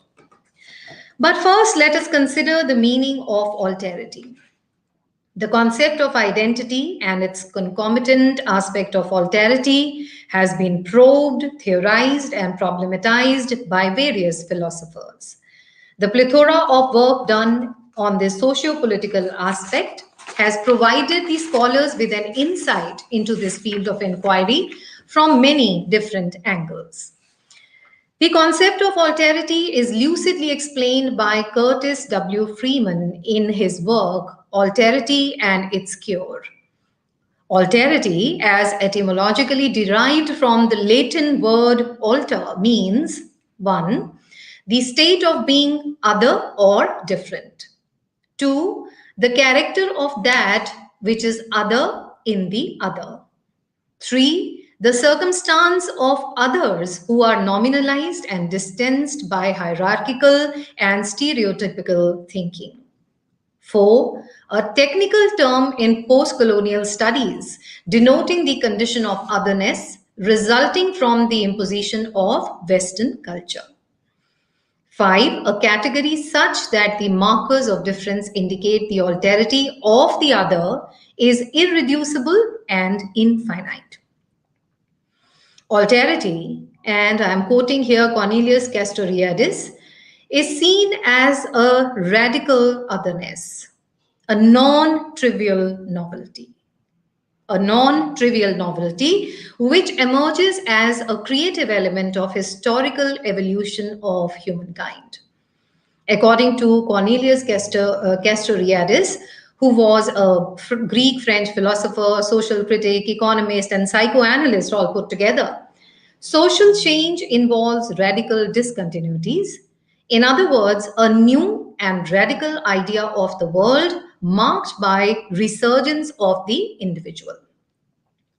Jean Baudrillard sees alterity as a precious and transcendental element, which is, to quote Baudrillard, a masterpiece in peril, an object lost or missing from our system, but which is indispensable for enriching the world culture by cutting through the, quote, arrogant, insular cultural narcissism.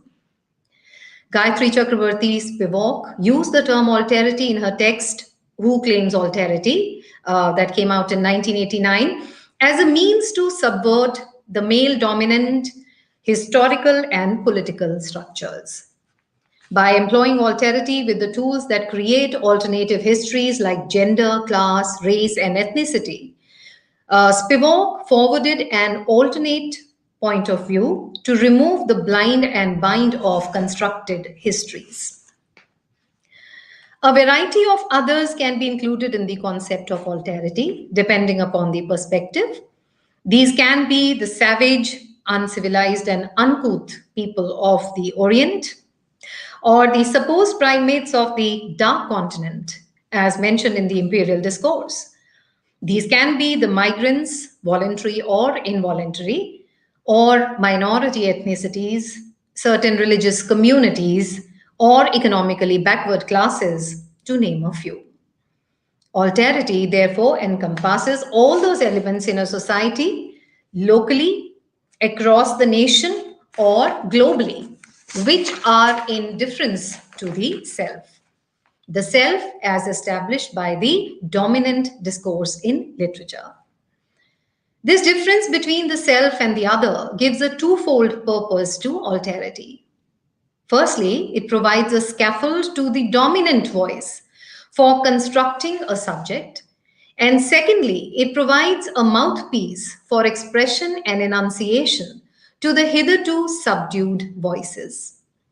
In its former stance, the tool of alterity is employed by the dominant structures to create a discourse that regulates an identity formation in its favor, while the latter stance of alterity is an antithesis of the nominalized viewpoint as established by the dominant discourse. Therefore, in its latter sense, alterity gives a chance to bring the other or others to the forefront and provides them with a platform, a reason for assertion. It is in its latter second sense that I would be talking of alterity. The work of Emmanuel Levinas, Alterity and Transcendence, is helpful in further understanding the other. Positing the other as a separate entity than the self, Levinas demands a reverential attitude towards alterity. This is an important point of departure from the parochial view of the other as established by the imperial and the later new colonial discourse.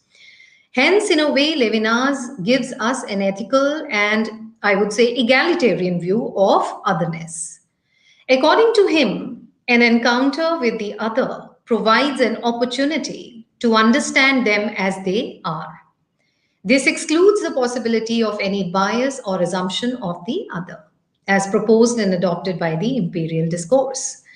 So, in a way, the colonial discourse had led to the ideological exile of the other from its authentic self, as the Occident built the image of the Orient according to its interests and for upholding its own claim of superiority.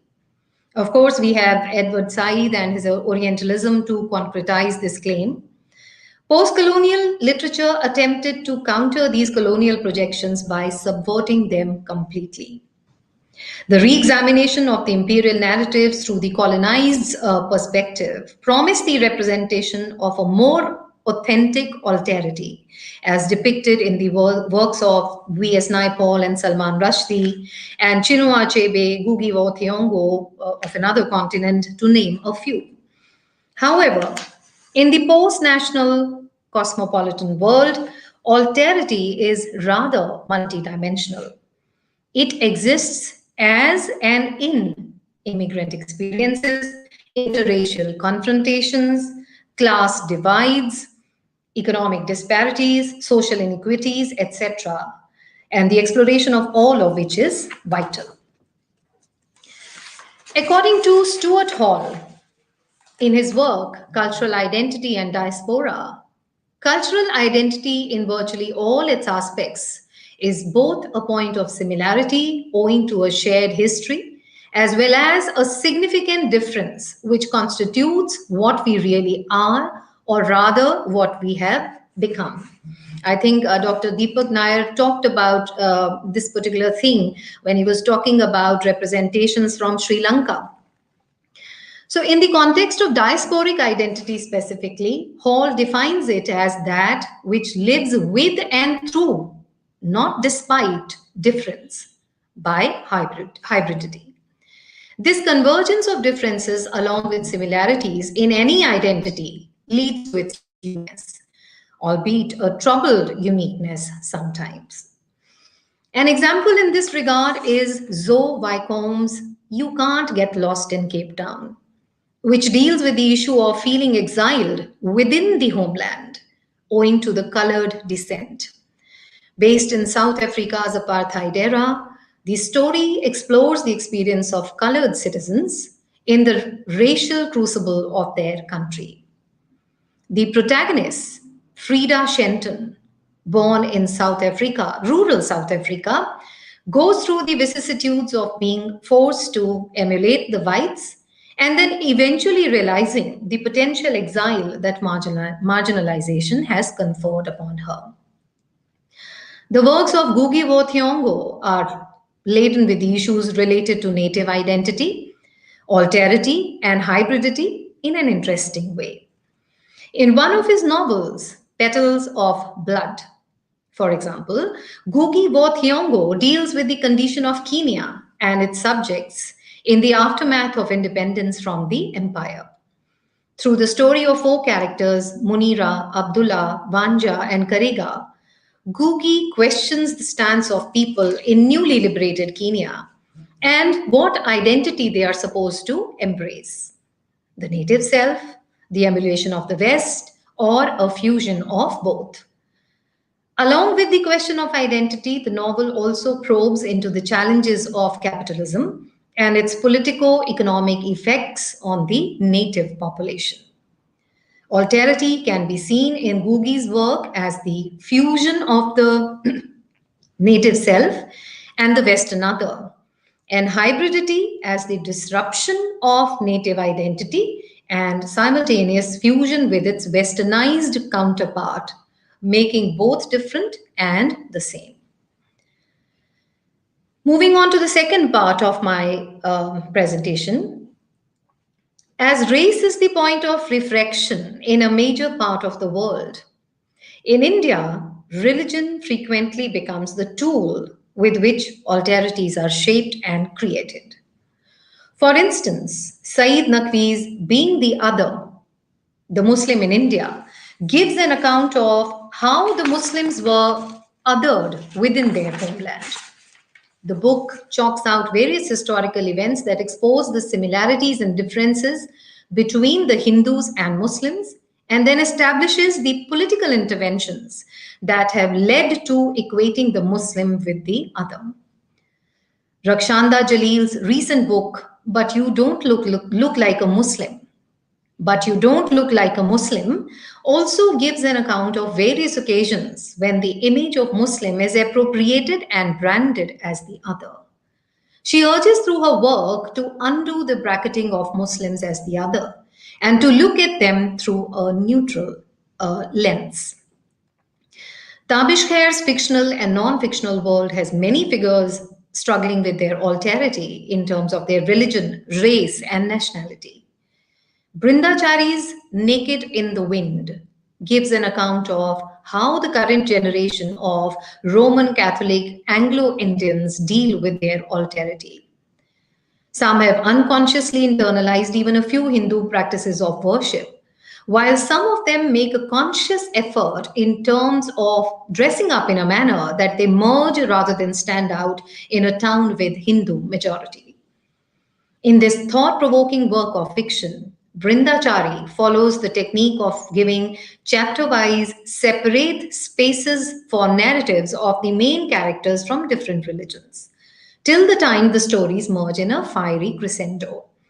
The book shows us new ways of understanding a country in transition, where religious and communal identities have begun to define the very nature of existence. K. Ilaiah, in his book, Post-Hindu India, a discourse on Dalit Bahujan socio-spiritual and scientific revolution, gives a detailed analysis of the religious and social factors that have kept India a backward nation in terms of philosophical and scientific advancement. It was the oppressed productive castes who were largely responsible for the scientific and mathematical discoveries attributed to India in the ancient period, he writes. But the caste system and the upper caste lack of interest and support in improving the working techniques did not allow these nascent ideas to bloom. He finds fault with the Hindu spiritual world and its religious books, from the Rig Veda to the Ramayana to the Bhagavad Gita, as these leave hardly any scope for creative interpretation to undo caste and superstition. He calls the priestly class the authors of spiritual fascism, who constructed the others as low, inferior, and ignorant. Their brand of spiritual fascism was institutionalized through their books. He rues the fact that these books were written in an exclusivist language, Sanskrit, and do not talk about human equality in the spiritual realm or human relations in their normal form. Elia says, and I quote, "These books do not talk about childcare. They do not frame the rules for nursing the old and the sick. They do not contain stories and parables about human achievements and failures. Neither the Hindu gods nor the Brahmins fail in their day to day life. The failure is attributed to the Shudras, Chandals, and the Adivasis."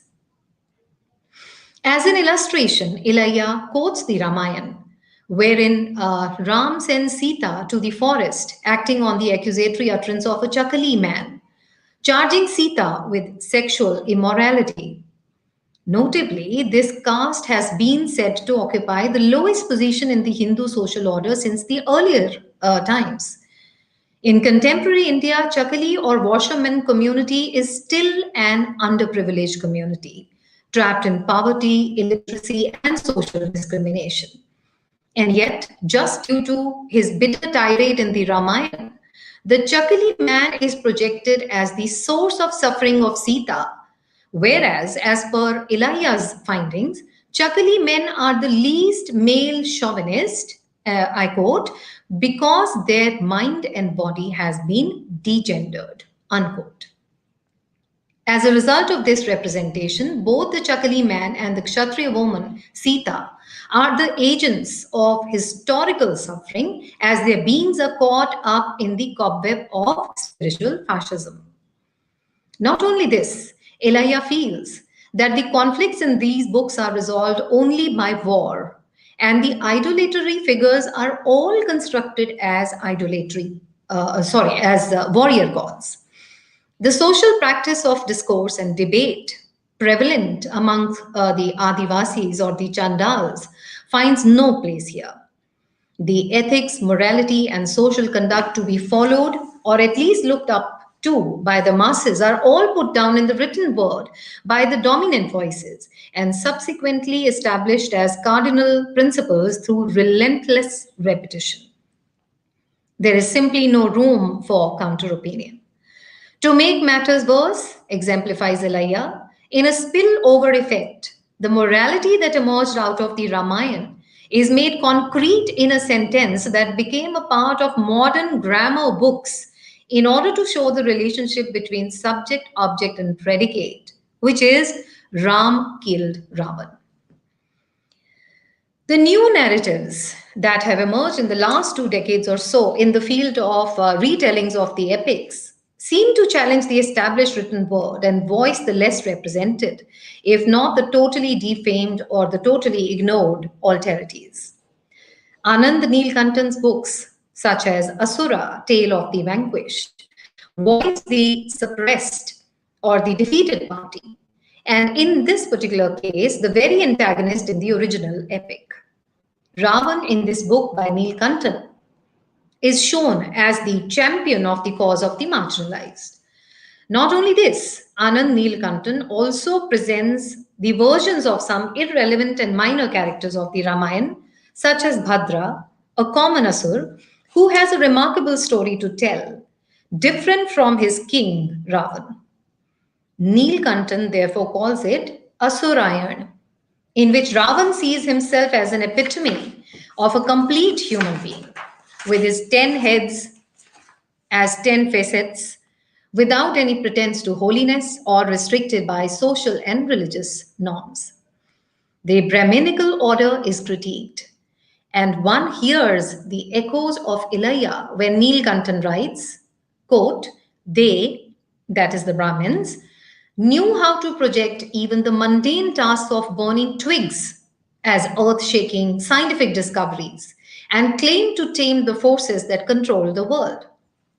And it was funny that the majority of people, like the carpenters, masons, and farmers who were doing something meaningful, had become supplicant to these jokers. Unquote.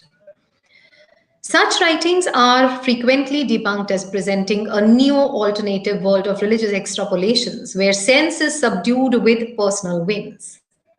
It may be so, or it may not be. But in terms of voicing the other side, such books may very well have ushered in the age of alterities. While we are discussing the centering of the antagonist other against a mythological background, there is another emerging literary practice which cannot be ignored, and mention must be therefore made of various books that bring about the narrative from the point of view of the female characters.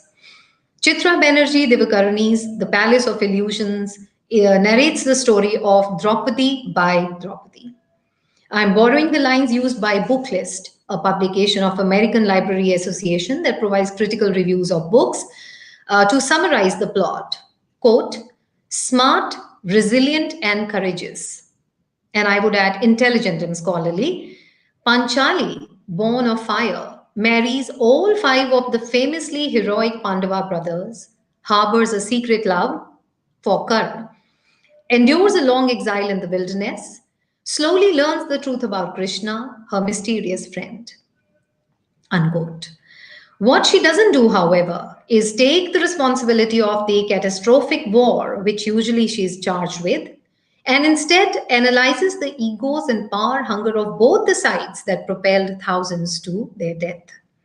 The questioning of the patriarchal order, the inadequacy at not having an independent identity other than Drupad's daughter, the awareness of being unwanted in the family in the first place, the condescending acceptance just because she is beautiful, though dusky, the pain of Arjun losing interest in her and moving to multiple affairs, and then during the war, the killing of the younger scions of the Pandava family, the vast graveyard that the battleground becomes, and the ultimate aloneness that she feels during the famous heavenly ascent, all are sensitively rendered through the sieve of feminine sensibilities. These are the reimaginings of something not described before. And as readers, one does realize that the hitherto unsaid also had great weight and value, and that the vast storehouse of Draupadi's feelings, reactions, trials, struggles, conflicts, and suffering had remained unexplored, and wrongly so. The strengthening of the female voice in contemporary literature has opened new vistas of stories in retrospect, where the erstwhile muted have emerged as living, thinking individuals with their own viewpoint and imprint. It may be also interesting to note that the rendition of this side of the story is in the epic tradition, with all the grace, grandeur, and sublimity attributed to the original creation by Vedvyas, which is an alterity within itself. Taking a little detour, I want to mention something I read in Shashi Deshpande's novel, The Binding Vine, which was the discovery of the protagonist that women in the ancient times were not allowed to use Sanskrit and were allotted the qualitatively inferior Prakrit for usage. I have not been really able to confirm this claim and would welcome if someone could shed some light on this. But the point I want to make is that if this was true, then the retelling has even more connotations. Kavita Kane's book, Lanka's Princess, and Karna's wife, the outcast queen, belong to the same order of writing. Karna's wife is from the point of view of Uruvi, a Kshatriya princess, who marries Karna, the adopted son of a low-caste charioteer, and is a fictional character. And Lanka's princess is, of course, Shurpanakha, the woman held responsible for putting Ravan on the path of self-destruction. Similarly, the book Sita, Warrior of Mithila by Amish indicates the presence of alterity in its very title, as it begins to construct an image almost inversely different from the Sita as we have known her. Rightly so, as we traverse the novel, we come across a woman who is strong, trained in warfare, an expert strategist, a visionary, patriot, and more, rather than just a silent, obedient wife. Clearly, the 21st century ideal Indian woman is a feminist icon, a combination of physical strength and mental agility. In an interview to the Hindustan Times, Amish opines, quote, "The basic idea is that multiple truths can exist. All of us are in the same room, but 1 month later, each one of us will have a slightly different recollection of this day. I thought it would be interesting to have the backstories of the main characters, which converges into a common narrative." When asked whether the depictions of characters or the plot were true, Amish replies, "Indian civilization believes in multiple truths, and that is the strength of the Indian way of life." He also suggests that it is no use worrying about a singular truth, a reflection of what Spivak calls creating alternative histories. Moving on to the third part of my presentation. Just like the mythological element, fantasy too has been perennial and ubiquitous in literature.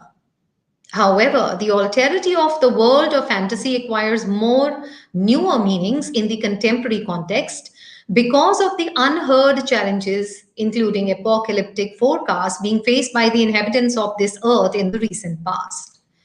Essentially, fictional world is always an imaginary world, despite the fact that the characters and situations are from the world as we know it, and the reference points are therefore familiar. But fantasy is a realm of literature where the usual reference points are either missing or used in a way so as to comprehend and connect to the earthly connotations through some delving into the memory of the primordial or the symbolic. Of course, there is the limitation of language and the challenge emerging thereof, where the unknown and unremembered is to be understood through the established and memorized codes of communication. This limitation can, however, be turned into an asset by using the known language for creating portrayals that are so challenging to the accepted truths of existence, of being, that the alterity of the portrayal is immediately established. These imaginary worlds are so created can have a that they can have a strong cultural influence on their audience, providing them the impetus to affect real lives. For example, the issue of global warming goes beyond the national boundaries. The onus lies on the inhabitants of the world. How does a writer address humankind as a whole, an interconnected whole, while avoiding the politics that divides? Probably by creating another world with a different philosophy of life that puts our earthly way of thinking in sharp perspective. In a way, it is the presentation of a complete alterity. Usually, this alterity is termed as aliens. In his work, Alien Chic, Neil Badminton explains how humans use the concept of the alien to posit their humanness as something to be elevated above and cherished over the alienness of the other. However, there are works of fiction wherein imaginary worlds have dealt with the issue of understanding differences for the betterment of all life, aliens and humans included. In this category falls Ursula Guin. Guin was known for her works of speculative fiction and the Taoist ideas about balance and equilibrium and leaving things alone have been identified in several of her writings. She moved away from the usual fantasy trope of white man conquers the universe. That is by her protagonists, several of whom are anthropologists or ethnologists, try not to meddle with the alien cultures they encounter. She also shows a reconciliation of opposites, such as light and dark, or good and evil, which, in my opinion, is a clear-cut example of showing reverence to alterity. In her own words, variables are the spice of life. You can read science fiction as a thought experiment. She wonders at the possibility of Mary Shelley making the young doctor create a human being rather than a monster. Guin's writings often examine alien cultures, and particularly the human cultures from planets other than Earth. In discovering these alien worlds, Guin's protagonists, and by extension the readers, also journey into themselves and challenge the nature of what they consider alien and what they consider native. Many of our protagonists are dark skinned individuals in comparison to the white skinned heroes more traditionally used, a kind of switching of race roles. She explained this choice, saying, most people in the world aren't white. Why in the future would we assume they are? The story of one of her books, The Left Hand of Darkness, is set in a fictional planet where the inhabitants are androgynous. And the best result of this is that the planet is a society without war. Another of Nguyen's book, published in 1970, right in the wake of the Vietnam War, the word for world is forest. It portrays the familiar plight of a fictional planet whose resources are being ruthlessly exploited by the humans. Its inhabitants are forced into slavery under extremely cruel conditions. The humans justify this behavior by telling themselves that the wilderness needs to be tamed, the businesses need to make profit, and the native inhabitants, called Achians, are just primitive creatures who don't feel pain and need to learn what is real work. The fact that the Achians have been analyzed to be non-aggressive only provides the colonizers further impetus to exploit them. The Achians rescue themselves and their planet by integrating the violence found in human culture into their own culture. The text also shows how the perceived linearity of things by some narrow-minded humans, as opposed to interconnectivity, is one reason why the world is seen as fit to exploit. It is therefore quite an apt study on how humans base their identity on not only the othering of species, which are different, but also on the othering of other humans. The echo of the colonial agenda is unmistakable, and perhaps a warning that the expansionist ambitions of the powerful may yet be far from over. But more than that is the looming threat that if weakness of a particular people decides their alterity, their embracing of violence as a defense tactic may erase that difference. In the absence of this balancing difference, the precariousness of our existence is foregrounded even more. Another book which I want to bring into my discussion is A Door into Ocean by Joan Slonczewski, which was published in 1986. This book details the struggles of an all-female alien species called sharers to save themselves and their planet from being exploited by the humans. The sharers adopt a non-aggressive, non-violent policy to deal with the humans and do not react even under extreme militaristic pressure. This causes their species to be almost annihilated. However, at the last moment, they are saved as their philosophy and tactics finally create an impact on the mind of the general who is leading the military campaign against them. A major part of the text emphasizes interconnectivity by positing that every single thing which is a part of life influences other things. This seems to be a literary engagement with Bruno Latour's actor network theory, in which Latour posits that each single entity in the world, whether it be human, plant, animal, or thing, is a part of a network in which it engages and acts, influencing the actions of other actors. In the language of the sharers, all verbs are expressed in the form of sharing, of acting, and being acted upon at the same time. Everything can be shared except death. The last text to be analyzed in this study, Villa of the Wood by Robert Beatty, was recently published in 2018. It is a historical fantasy about Willa, a young Fairen girl, fairy-like being, who is encouraged to fear and hate the humans who have invaded the forest in which her clan lives. And I'm again reminded of the two responses to the Oriental, as mentioned by Edward Said, fear and hate. The humans have killed the trees, the animals, and apparently almost all of her family. The leader of Villa's clan, the Padaran, believes that the only way the Fairen can survive is by adapting to the ways of the humans and begin killing the animals themselves. But fear and hate have always disagreed with Villa's empathic nature. Unlike the Padaran, she has never had trouble contending with differences. And her heart can never agree to harm the animals who have always been her friends. As her differing actions force her out into the world, she discovers that the truth about humans is not as simple as it seems. And the actual destroyer of a people is the Padaran himself. In other words, the detachment and violence he has brought into the clan are slowly poisoning the Fairen and killing them.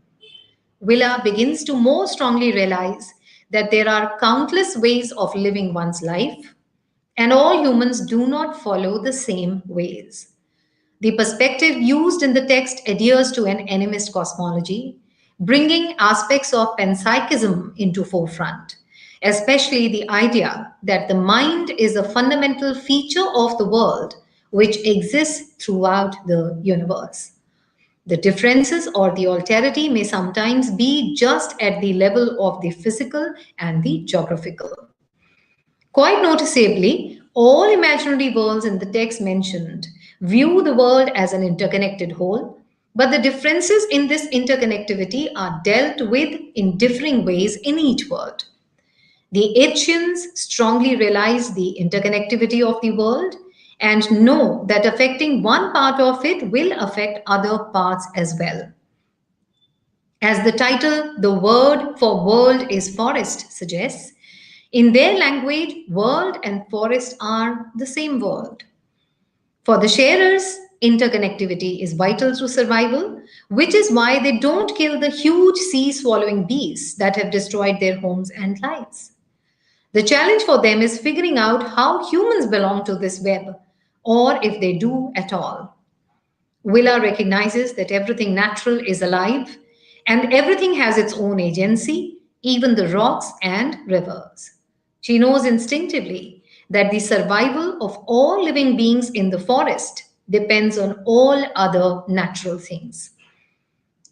These are then my observations about some of the representations of alterity, the world, its environment, its social, economic, and political atmosphere. The seeds of alterity are there in every fold, making narratives multi-layered, triggering off a polyphony, which can enrich the reading experiences with all its nuances. The creation is all out there for us, the readers, to see. Undoubtedly, it will cultivate a certain sensitivity and an appreciation, a patience to take into consideration the counterpoint, to not believe that it is only power that should have a voice. Writing is an empowering tool, as we all know, but now reading and listening are empowering too. Can we then not hope that the world will be a better place than the one we know now? Thank you.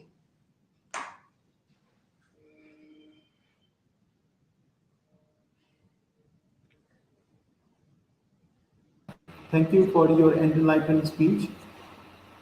Are there any questions on the part of the participants?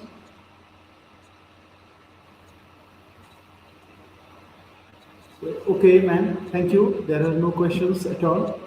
Thank you for your nice presentation, ma'am. Thank you very much. It was a pleasure. So, Thank you. Thank you.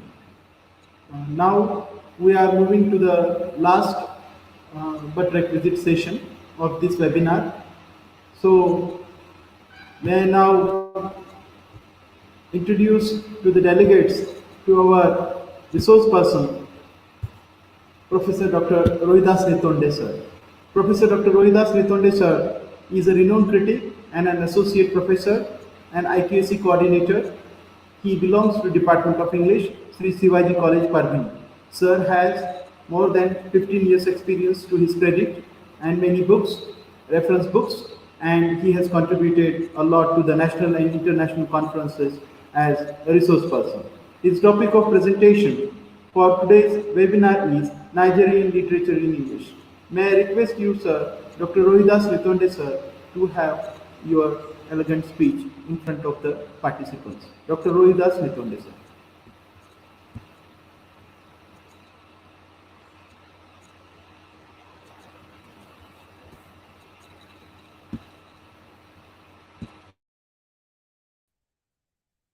Hello, am I audible, sir? Hello, Yes, sir, please continue. is my voice clear? Yes, sir. Okay, thank you, sir. The organizer of this one day national webinar, Professor Dr. D.N. Ganjewar, sir, the principal of the host college, Dr. Shirsath, sir, the resource persons for this webinar, and all the delegate participants. At the outset, I express my gratitude towards the host institution for extending their invitation to me for such a wonderful program. The second thing is that as the webinar is to cater the modern and contemporary literatures in English, particularly the new literatures, today I'm going to explore the Nigerian literature in English during my talk. As friends, we know that these days uh, we have not only English literature, but also we have literatures in English. And these literatures are from different nations and cultures. As we know that English is the language of the colonizers and of the colonized as well. My presentation today, or the talk that I am going to deliver, is basically addressing how this new literature from the non-native English communities is taking its place, and how it is being developed. And for that, I'm using Nigerian English literature as a case study.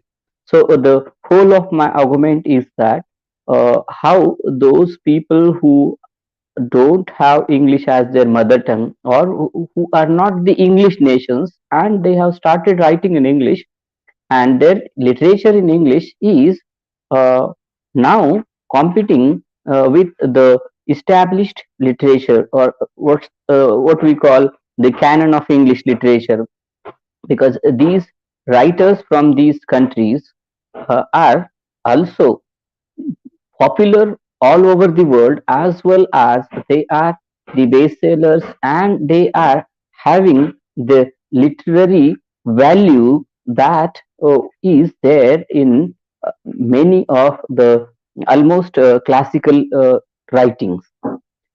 In that case, let us go back how these new literatures are uh, different from the so-called classical literatures. See, as we know that the classical literature is even a little classical is there in English, but the English literature is considered as the one which has lead. And whenever you are talking about English literature, mainly we talk about British literature. But what about the other literatures that are there in English? And that's why I'm talking about today the Nigerian literature in English. As we know that Nigeria is a part of Africa and African continent. So Nigerian literature is uh, obviously representing some African features or the African writings. Let us try to understand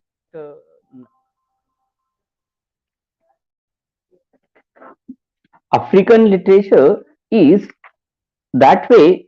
uh, Africa has a great tradition of oral literature, and African literature existed even before the colonial period. The only thing is that when we talk about the African literature in English, the we refer to the writings that are there in English. Otherwise, Africa has a great tradition of its own oral folk literature, and the diversity that we can see in the African literature is at par with the any other old literatures. So the thing that I am saying is that mm, African literature is having a long tradition. It is oral tradition, but after, as we all know, that after Chinua Achebe's things fall apart and the colonialization has brought English to the African subcontinent, and we come to know about the Congo and many other things. So let us see that the heart of darkness is revealed when we came to know about Africa from the Africans themselves. Because African literature, or let us say the Nigerian literature or the third world literature, in the early phase, what we knew about the Africa was the white man's impression of Africa, and so the white man's perspective towards Africa was uh, different than the Africans. They themselves saw their own country, nation, culture, and they depicted it through their writings in uh, their literature. So we have earlier writers, those who wrote about Africa, but they were the white men, and they uh, ex- exploited African theme and the exotic things that were there in Africa. But when the English education entered the continent and the native African writers began writing in English, we could see a major change that has uh, taken place. And that change was Africa's uh, own voices. And so, what are the genuine African values that are reflected in the African literature? So, when Africans started expressing in English, when they started writing in English, so they used English language for their expression. So then we can say that the true African literature was being shaped. And for that matter, we have the great writers like Chinua Achebe, also Inca. Though we know that, though it is said that the Soyinka won Nobel Prize for Literature, and he uh, received attention of the audience from all over the world. One thing is very important. Though Chinua Achebe could not be a Nobel laureate, but his contribution is that he broke the ground, and his groundbreaking work could pave the way to the many more Africans to represent their own identity. And that is why, as the theme of one of the key points in today's webinar is from heritage to identity. So, as you say that Africa had a heritage, okay, and African heritage was explored by the non-African, or let's say the English writers writing about Africa.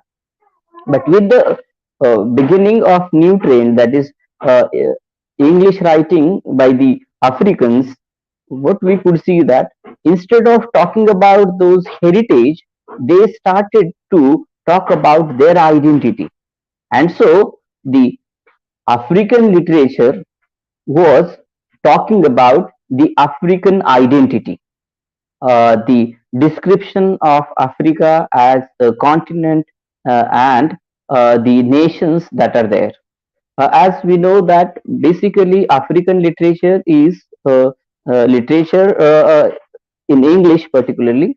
Africa has so many languages. There are several countries, but mainly the English literature that is there in Africa is divided into South African literature, Nigerian literature, and the literature from the other nations of African subcontinent. Um, and that is how the Nigerian literature is the important body of the African studies or African literature. As you know that Africa is the birthplace of human species. It is a vast continent, diverse in nature, and there are a lot of tribes, oral stories. Then we have oral literature, and there are so many religions as well. It is rich in music and literature also. And after colonization, when the English literature education came there, the native Africans began writing in English. We have there so many people who are Arabs, Europeans, and South Asians that are there also living in Africa. African literature is written in both Afro-Asiatic languages and African languages as well. Even it is in Arabic. Okay, and the talk that I am talking about is the African literature, English.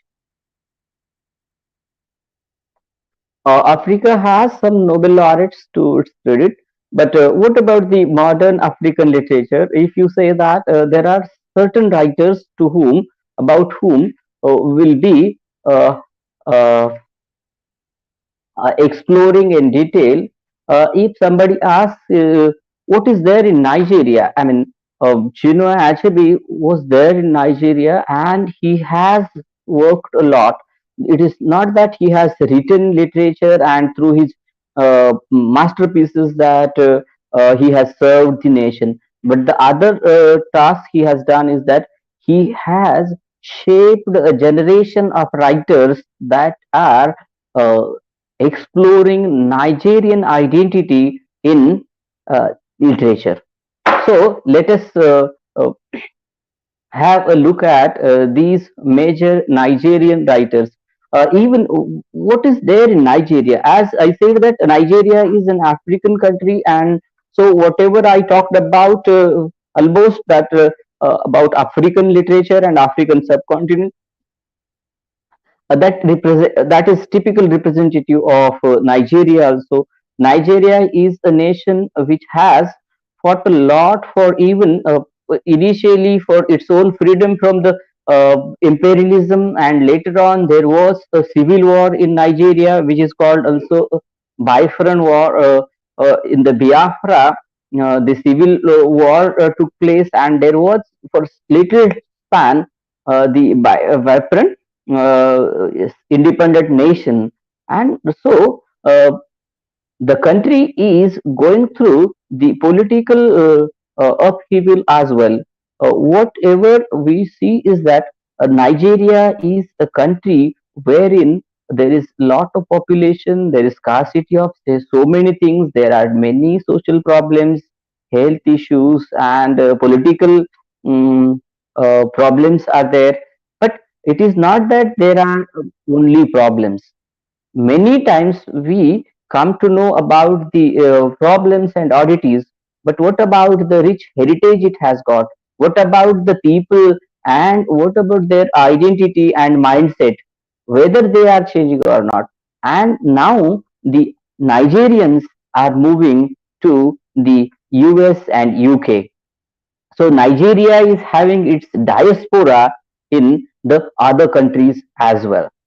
So the journey of Nigerian literature that began with Chinua Achebe's Things Fall Apart has passed to the current day writers.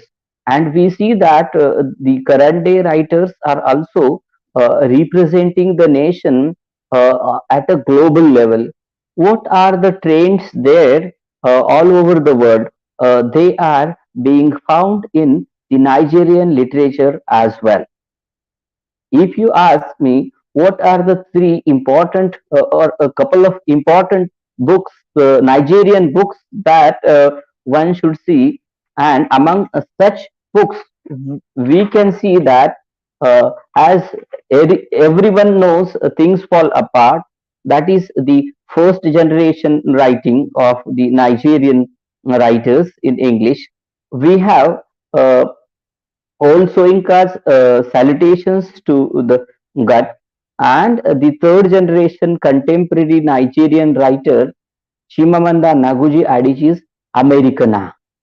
Americana is the third important book that is representing typically the literature of Nigeria. So we have the writers of the first generation, the second generation, and the third generation. There is again a global trend of feminist writing. African literature, sorry, Nigerian literature is typically representing that trend also. So Nigeria, uh, even in the first decade of the 21st century, we saw that there was a trend about immigration and diaspora.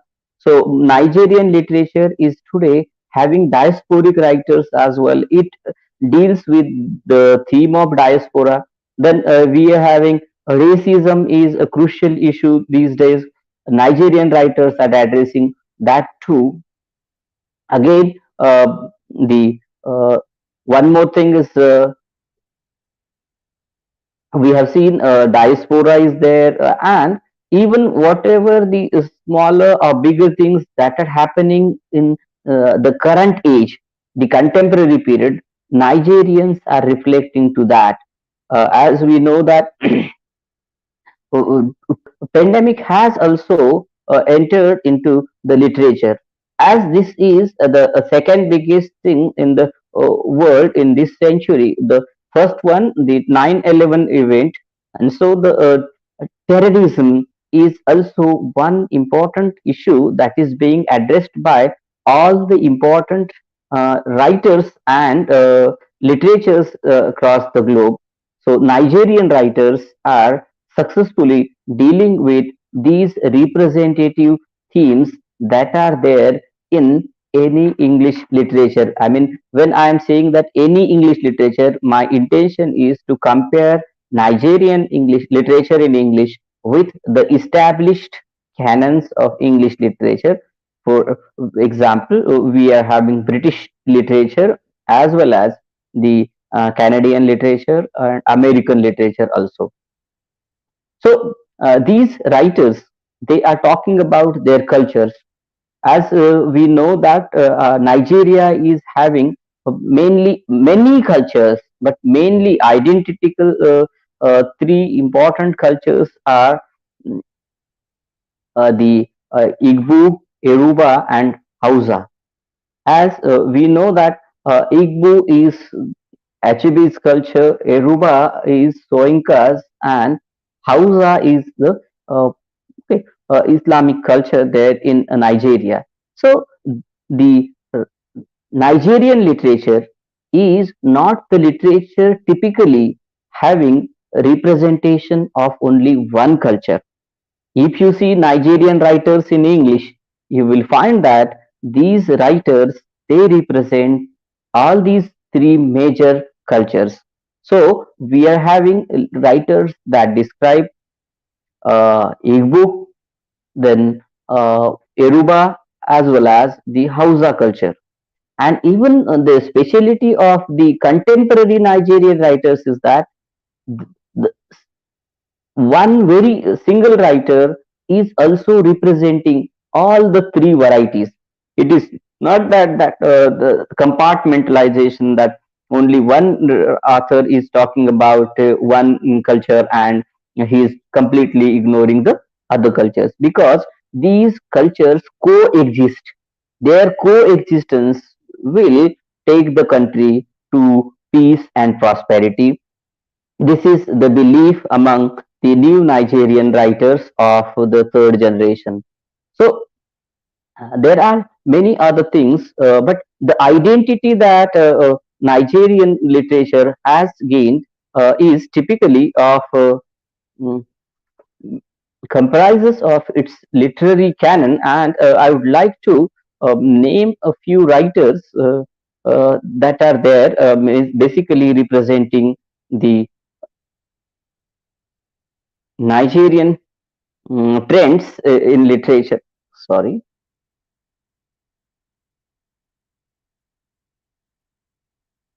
As we have already discussed that Chinua Achebe, uh, need not we talk about Chinua Achebe and his contribution to the Nigerian literature, because it is just what the African native traditions are there, and Igbo people and Igbo land. The first authentic introduction to the Igbo land is by Achebe only. And then see, from there onwards to the Nigerian Republic, okay, we could see that the things that have been there in literature, particularly the human values, the societal values, as well as individuals struggle to find a place in the environment wherein he is. All these issues are there in his writings. Then we have Ol Soyinka, who is a playwright, poet, and the Nobel laureate for the year 1986. His writings explore, again, as I said, that Yoruba culture, and then Femi Osofisan is another important writer uh, who talks about the feminine issues and sensibility in the Nigerian context. The Trojan woman is also his women of Au is the reworking of the Trojan women. And then we are having Ben Okri. Ben Okri is also a significant writer. His famous works are Famished Road, the forming part of a trilogy, and he has written some other works also. The most important thing is, as this webinar is about postmodernity in the new literatures, so Ben Okri represents the postmodern condition in the Nigerian nation. So his writings, they address the postmodernity that is being experienced by the writers. I would like to quote one statement from Ben Okri. He says that our future is greater than our past. Instead of saying that our past is not good, but he says that we are having a great past, but our future is greater. This is the optimistic view to look at the nation and its people. Buchi Imijita is also the Nigerian writer. As I said, that Nigeria is having set of writers or representative writers that are representing diverse backgrounds. The writers like Chinua Achebe, also Inca, they were there in Nigeria, and then they wrote about Nigeria. Later on, at the latter phase of their career, they moved to the other countries. Like that, Buchi Emechita is one who went to England, London, and she got settled there. And then and after that, she could see that she has written so many things like The Joys of Motherhood, most acclaimed work that she has written. And there we see that that is the beginning of the feminist writing, or let us say women's writing in Nigerian literature in English. Her work, The Joys of Motherhood, talks about, see, motherhood is a thing that one needs to celebrate, how it is celebrated. So, and this uh, women's writing continued there after even that. We have again there Sefi Ata, whose Everything Good Will Come. Say even the positive things that are there. So Africa or Nigerians have not lost hope, though their present situation socio-economic and political is not that much uh, favorable or that much optimistic if compared with the other nations or the first world nations, but their mindset is that much toughened that they have so many hopes from the time that will come. So we have Sefi Ata there. Then Helen Habila is another important writer, uh, and Helen Habila's typical uh, achievement is that he has gained attest to his sophisticated and poetic literary voice. So, and the dictatorship rule in Nigeria is also being explored by Helen Habila. We have Teju Kole, and then there is Adaobi Tracy Nawaboni. Uh, Interesting thing, I do not come to you by chance is a wonderful book that she has written. Uh, Adaobi Tricia Nawabani, and is told in a witty and irrelevant tone that believes the fundamental issues it addresses. So, um, I do not come to you by chance. That is what the firmness, identity, and the confrontation that is there with the new writers of the Nigerian origin and born there uh, and brought up in the culture. Just a moment. So this is what the new voices are there. The book that I am talking about is just 2010 release. I don't know, I do not come to you by chance. And then there is one representative voice of Nigeria that is mm, very contemporary and representing the, let us say, clan of Chinua Achebe is Chimamanda Ngozi Adichie, a young lady who is quite popular there in England, America, Nigeria, South Africa, and almost all over the world. Her books are translated in more than 100 languages, and she has received numerous awards, literary awards for her work. So she is representing uh, the typical Nigerian mindset that is there. If you want to see up to which height the Nigerian literature in English has reached, just you read any one of Chimamanda Ngozi Adichie's work. And if you want to suggest me one title, then it is Americana. You ask any Nigerian study scholar to suggest few books, and he will suggest Americana in, if not out of two, but if you ask him three titles, and it will be one, because Americana, which was published in 2013, is the most representative contemporary Nigerian writing. And there she is talking about so many issues. There is culture, there is racism, there is diasporic experiences, then there is identity crisis, and there are so many other issues that are in Americana by Adichie. And even the other books that she has written, Purple Hibiscus, Half of a Yellow Sun, and we have The Thing Around Your Neck, short story collection.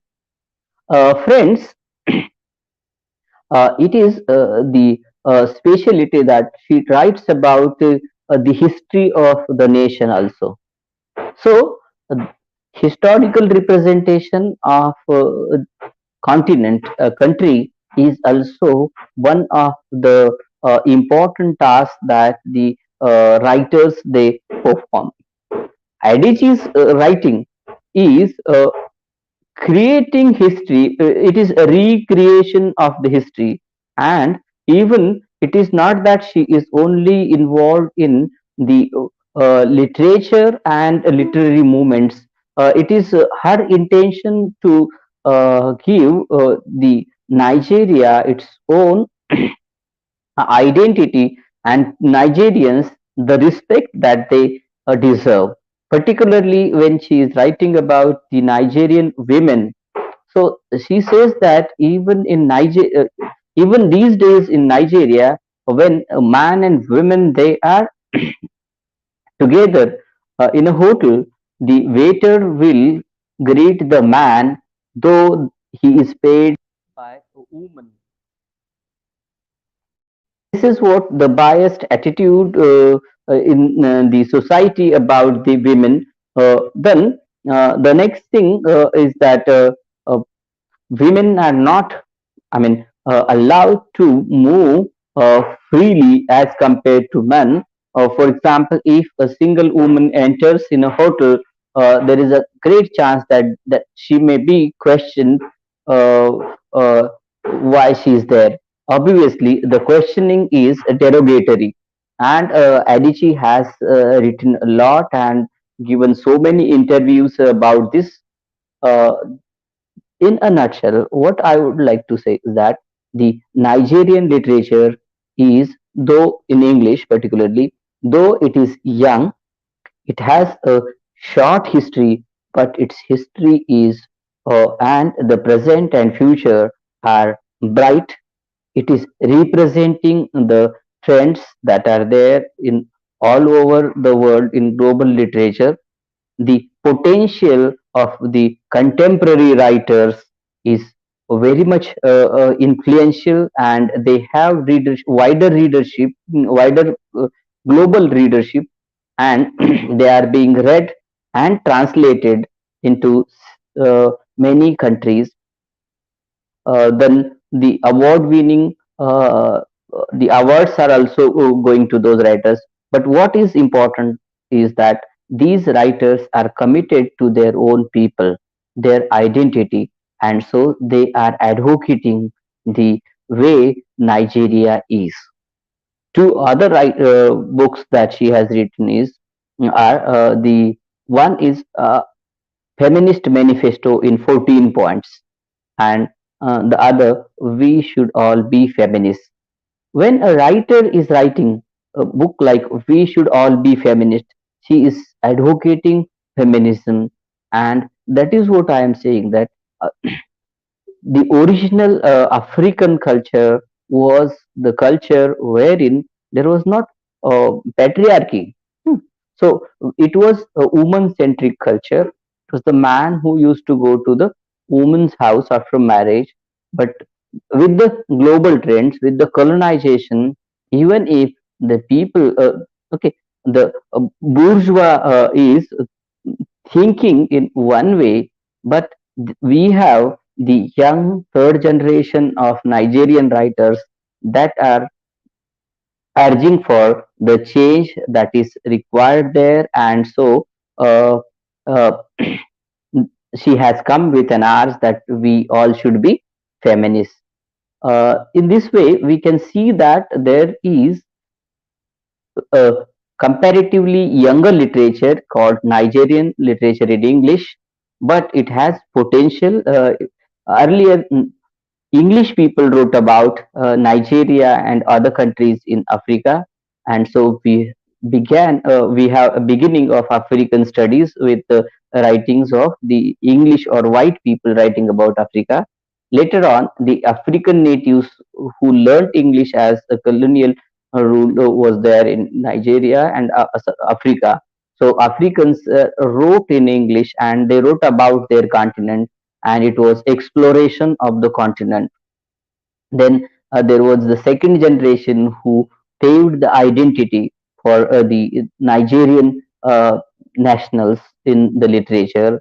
And now the third generation, or let us say contemporary Nigerian writers in English, are uh, there to write about the Nigerian sensitivity, the socio-economic, cultural, political problems that are there.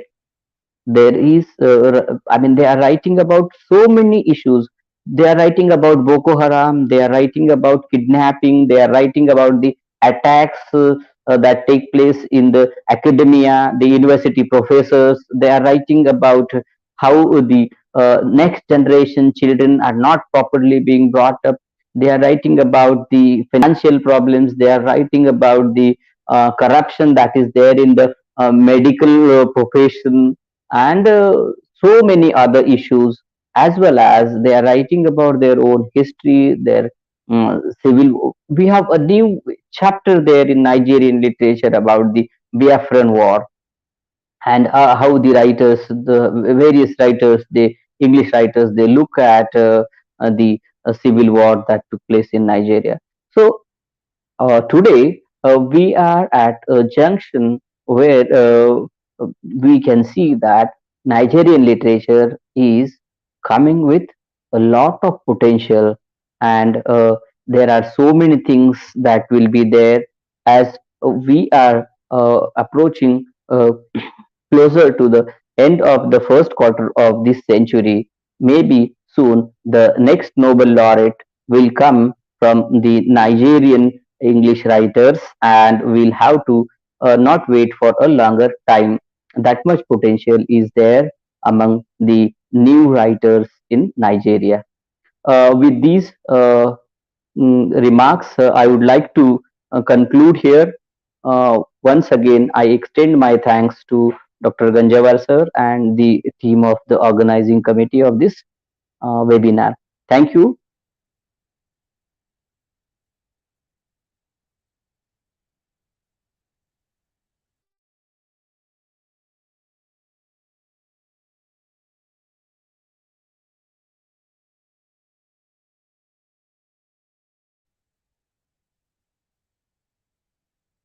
If there is any scope for the discussion, then we can go there. But already, I think, There are yes. no questions, sir. Thank you. Okay, sir. Thank you. Thank you, Dr. Nitonde, sir. Thank you very much for your nice presentation.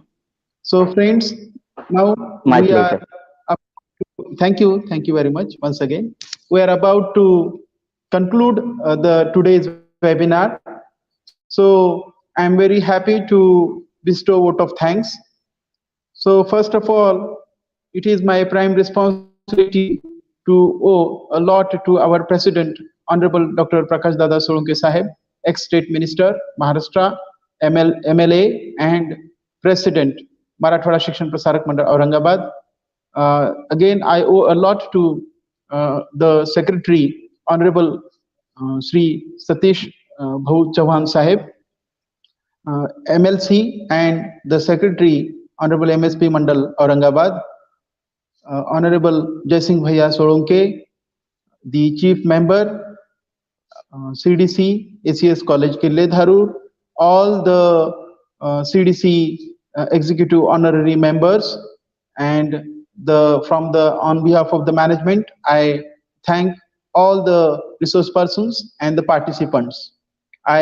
On behalf of the principal, the management, the vice principals, and the convener and the chief organizer, I thank Professor Dr. Charles Joseph, the keynote addresser of today's webinar, Professor Dr. Deepak Nair, Professor Dr. Mridula Sharma ma'am, and Professor Dr. Rohidas Nitonde sir for making this seminar a successful one. I owe a lot to the Professor Munde sir, the chief web techno hub of our college events, Gade sir, and all the participants who have given their special time for making this program a successful one. Thank you very much. Thanks a lot. If I have forgotten anybody's name, kindly consider it casually. And from the bottom of my heart, I owe a lot. I am really thankful to all of you. I am really grateful to one and all. Thank you very much. Thanks a lot. There is a note. Please fill the feedback form on the given link. The link also is available on our college website, www.killedharurcollege.in/feedback. Thank you very much. Have a nice day. Thanks a lot.